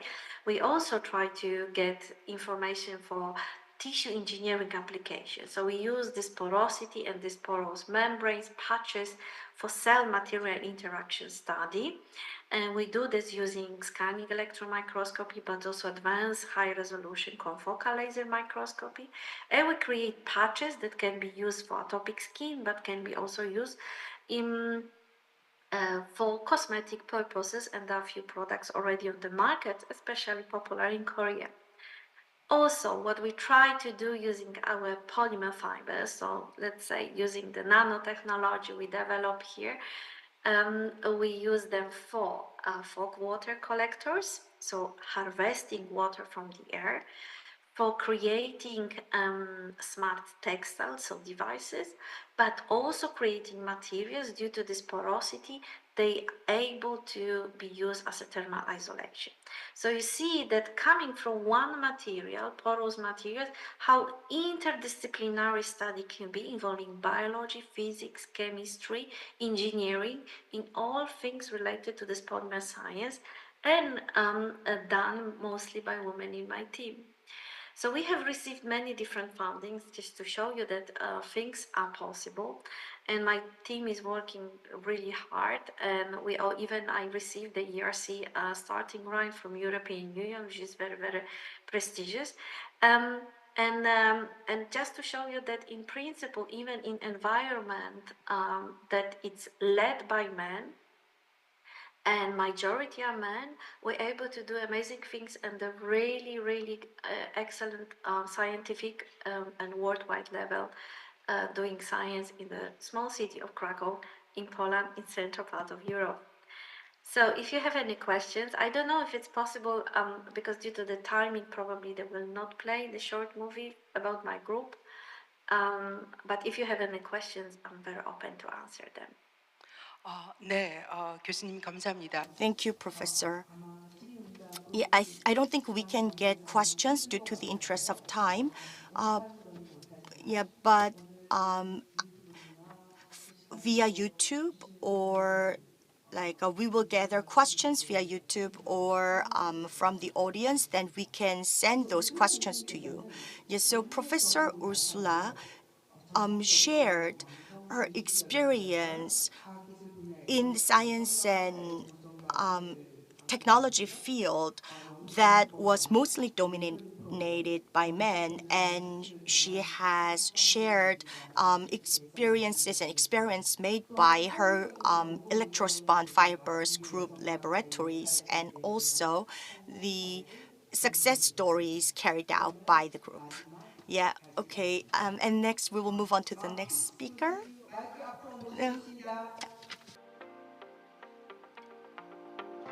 죄송하지만 저희가 이 Fascinating 없을 것 field 같습니다. of materials research, chemical and life science. Oh, yeah, sorry, we don't have enough time to watch this video. Yeah, so we will show this video to these participants after getting this link through the foundation. Sorry about that. Yeah, next we will invite Mar Hicks, professor from University of Virginia. 나와주세요. Professor Mar Hicks, the floor is yours.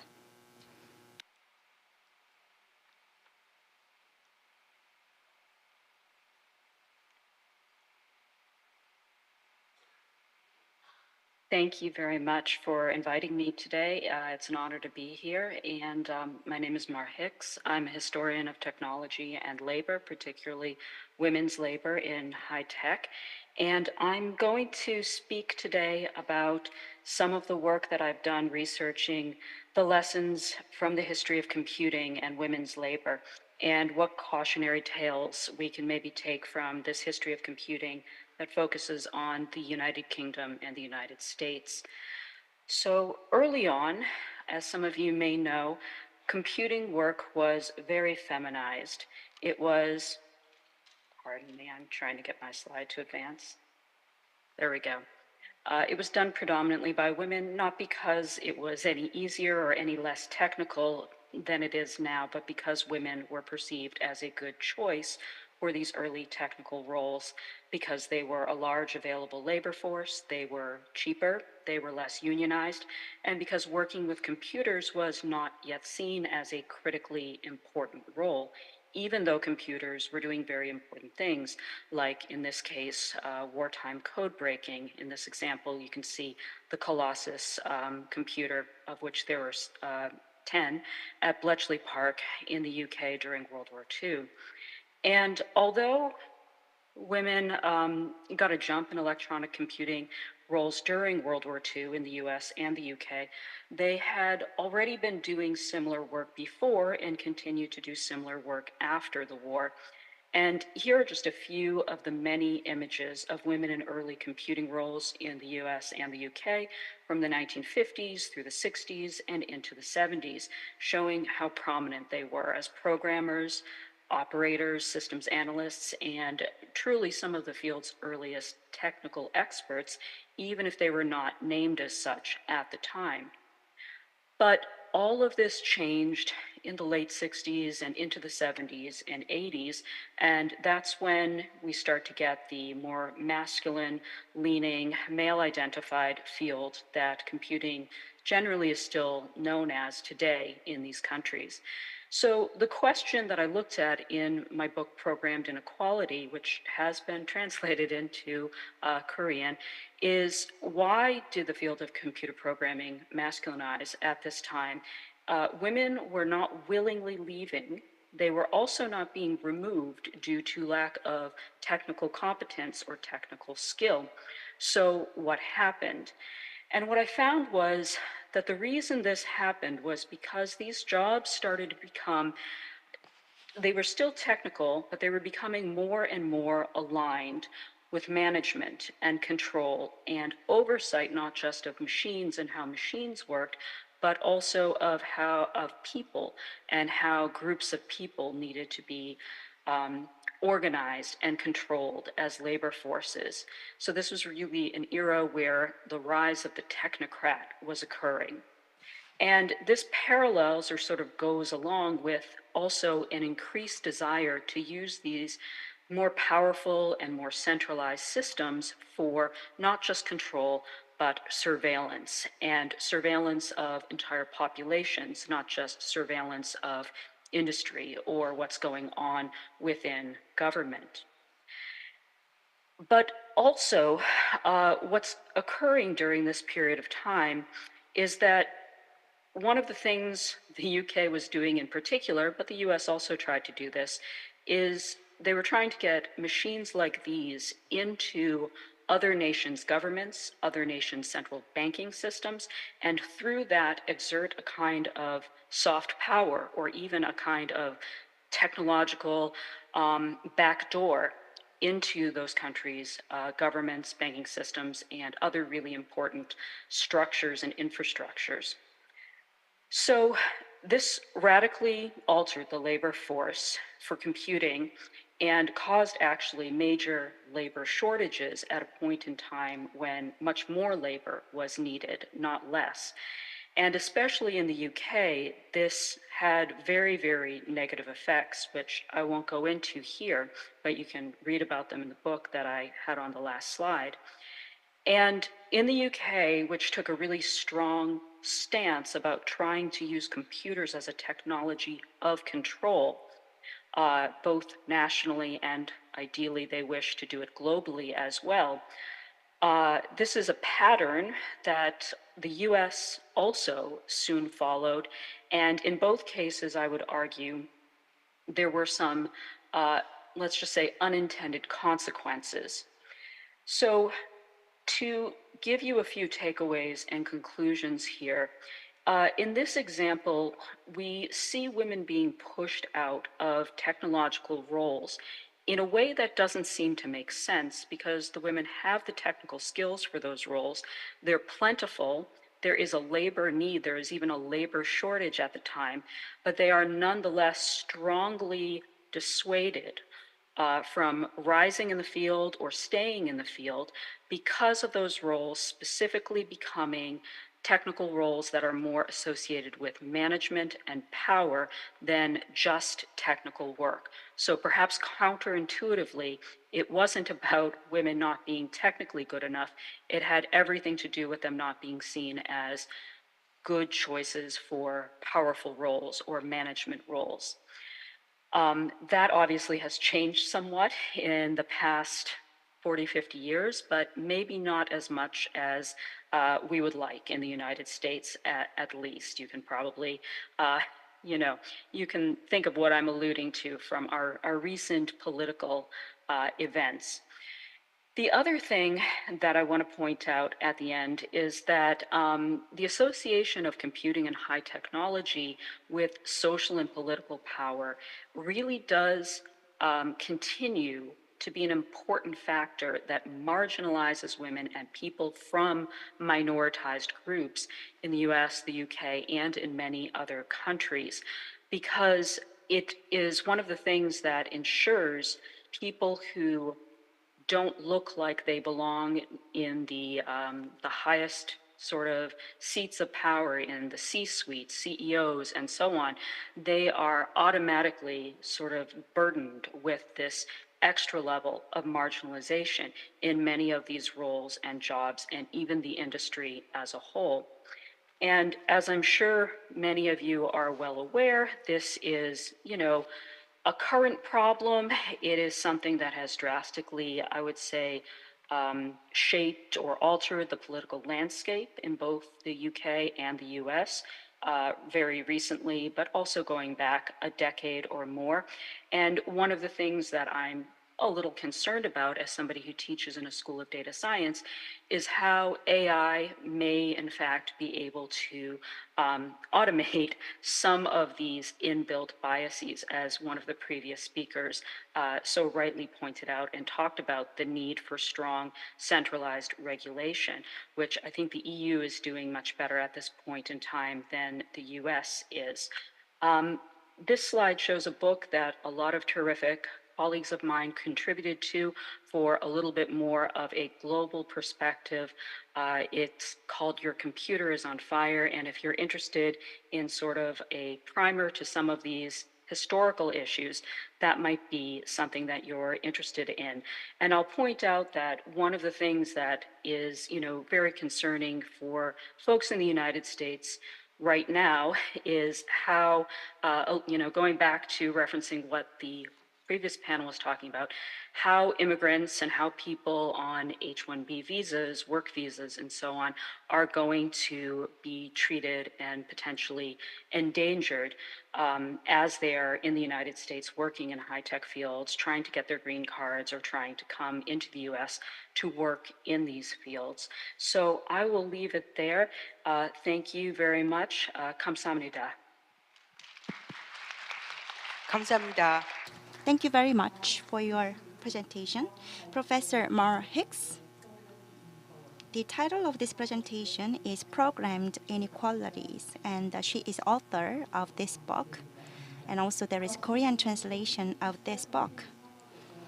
She has been talking about the history of the computing and the roles of women, the female workforce, but because of unequal systems, the women were excluded.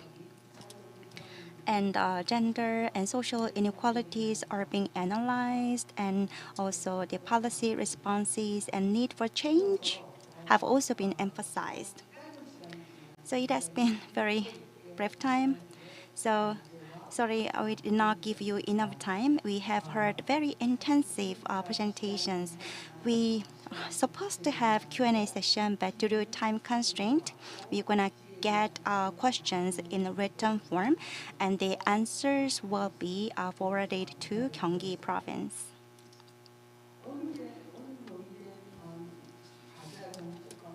And the policy directions. We have been talking about what building the firm foundation for expanding diversities and inclusion in science and technology. Gyeonggi-do will pursue gender balance and diversity going forward.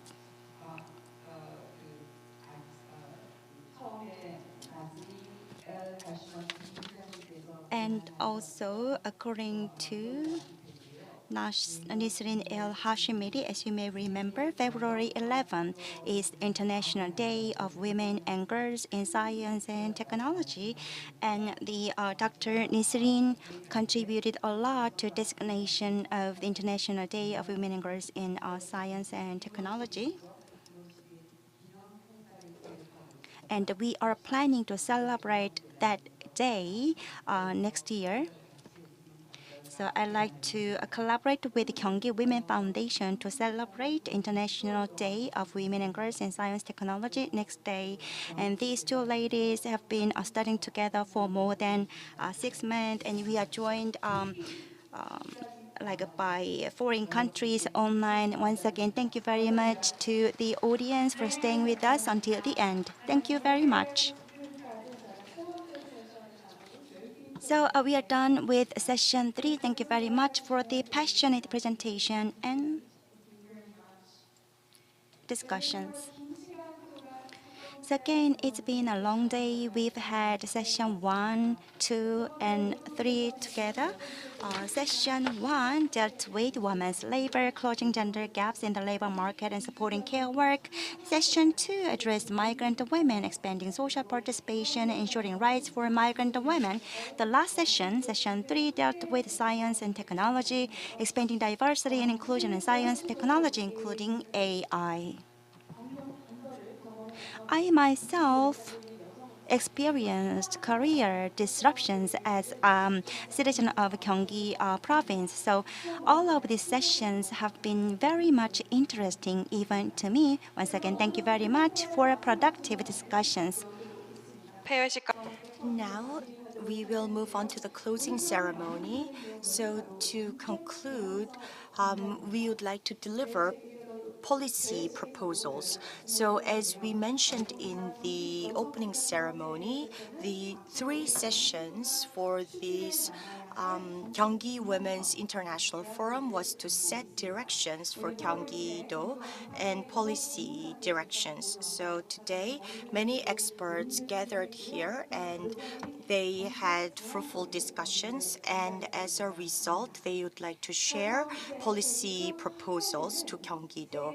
And the keywords for 3 sessions popped up on the screen. So moderators, please come up to the stage and stand in front of their keyword.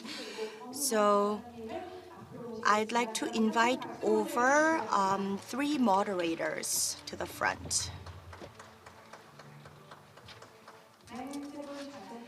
Yep, Lee Young-hee and Shin Eun-ju and Kwon Oh-nam. Yep, please move 1 step back. Thank you. And the policy proposals will be delivered to Kim Mi-sung. Please welcome her with a big hand. Hello. Please come to the center. Thank you. So first about female labor, moderator Lee, please come to the front. Youngie, your female labor is to realize gender equality through securing level playing field for both genders. And please give a big round of applause. Please open up the policy proposal and then look into the camera. Thank you. And then please go back to your position. Oh, please don't go back to your seat. Please stand on the stage. And then next, about female migrant. Professor Shin Eun-ju, please come to the center. So you can see policy proposals for female migrants. So the policy vision was Gyeonggi-do providing new opportunities and coexisting with female migrants. And please share the policy proposal. Please give a big hand. Please look into the camera and let's take a picture together. And thank you again. Please step 1 step back, and then next moderator Kwon Oh-nam for session 3, science and technology. So there it was to expand women's participation in science and technology. And They are proposing policies to build more infrastructure and opportunities for women. And please open up the policy proposal and look into the camera. Okay? Now let's take a group photo together. So we'd like to have a group photo with everyone. So all the policy proposals of 3 sessions have been presented to Gyeonggi Province. Please give us a big smile. So it's once again, the policy proposals of the experts are going to enhance the provinces of Gyeonggi Province to enhance women's rights. Once again, please give a big round of applause to the chairs and director of Gyeonggi Province. Please return to your seat. Thank you very much. So we have been discussing about Gyeonggi Province's the policies on the women. So I'd like to ask for your continued interest and attention. Once again, thank you very much for your participation at 2024 Gyeonggi Women's International Forum. Despite your busy schedule, thank you very much for staying with us until the end of today's forum. So, all right, that concludes today's forum. Because of your participation, we have made today's forum successful. To share? 네, 기조 연설자셨던 저희 회장님을 앞으로 잠시만. I'd like to invite President of ROSIT. So we'd like to hear from Nisrin El Hashemedi. I'd like to say on your behalf, thank you, Madam Moderator, and thank you to all the colleagues working here and making today successful from the technical staff. So thank you. Please applaud them all. 네, 우리 모두에게 큰 Once again, please give a big round of applause to ourselves. 네, 이것으로 This concludes 2024 Gyeonggi Women's International Forum. Please have a safe trip back home and Happy New Year. Thank you very much for your time today.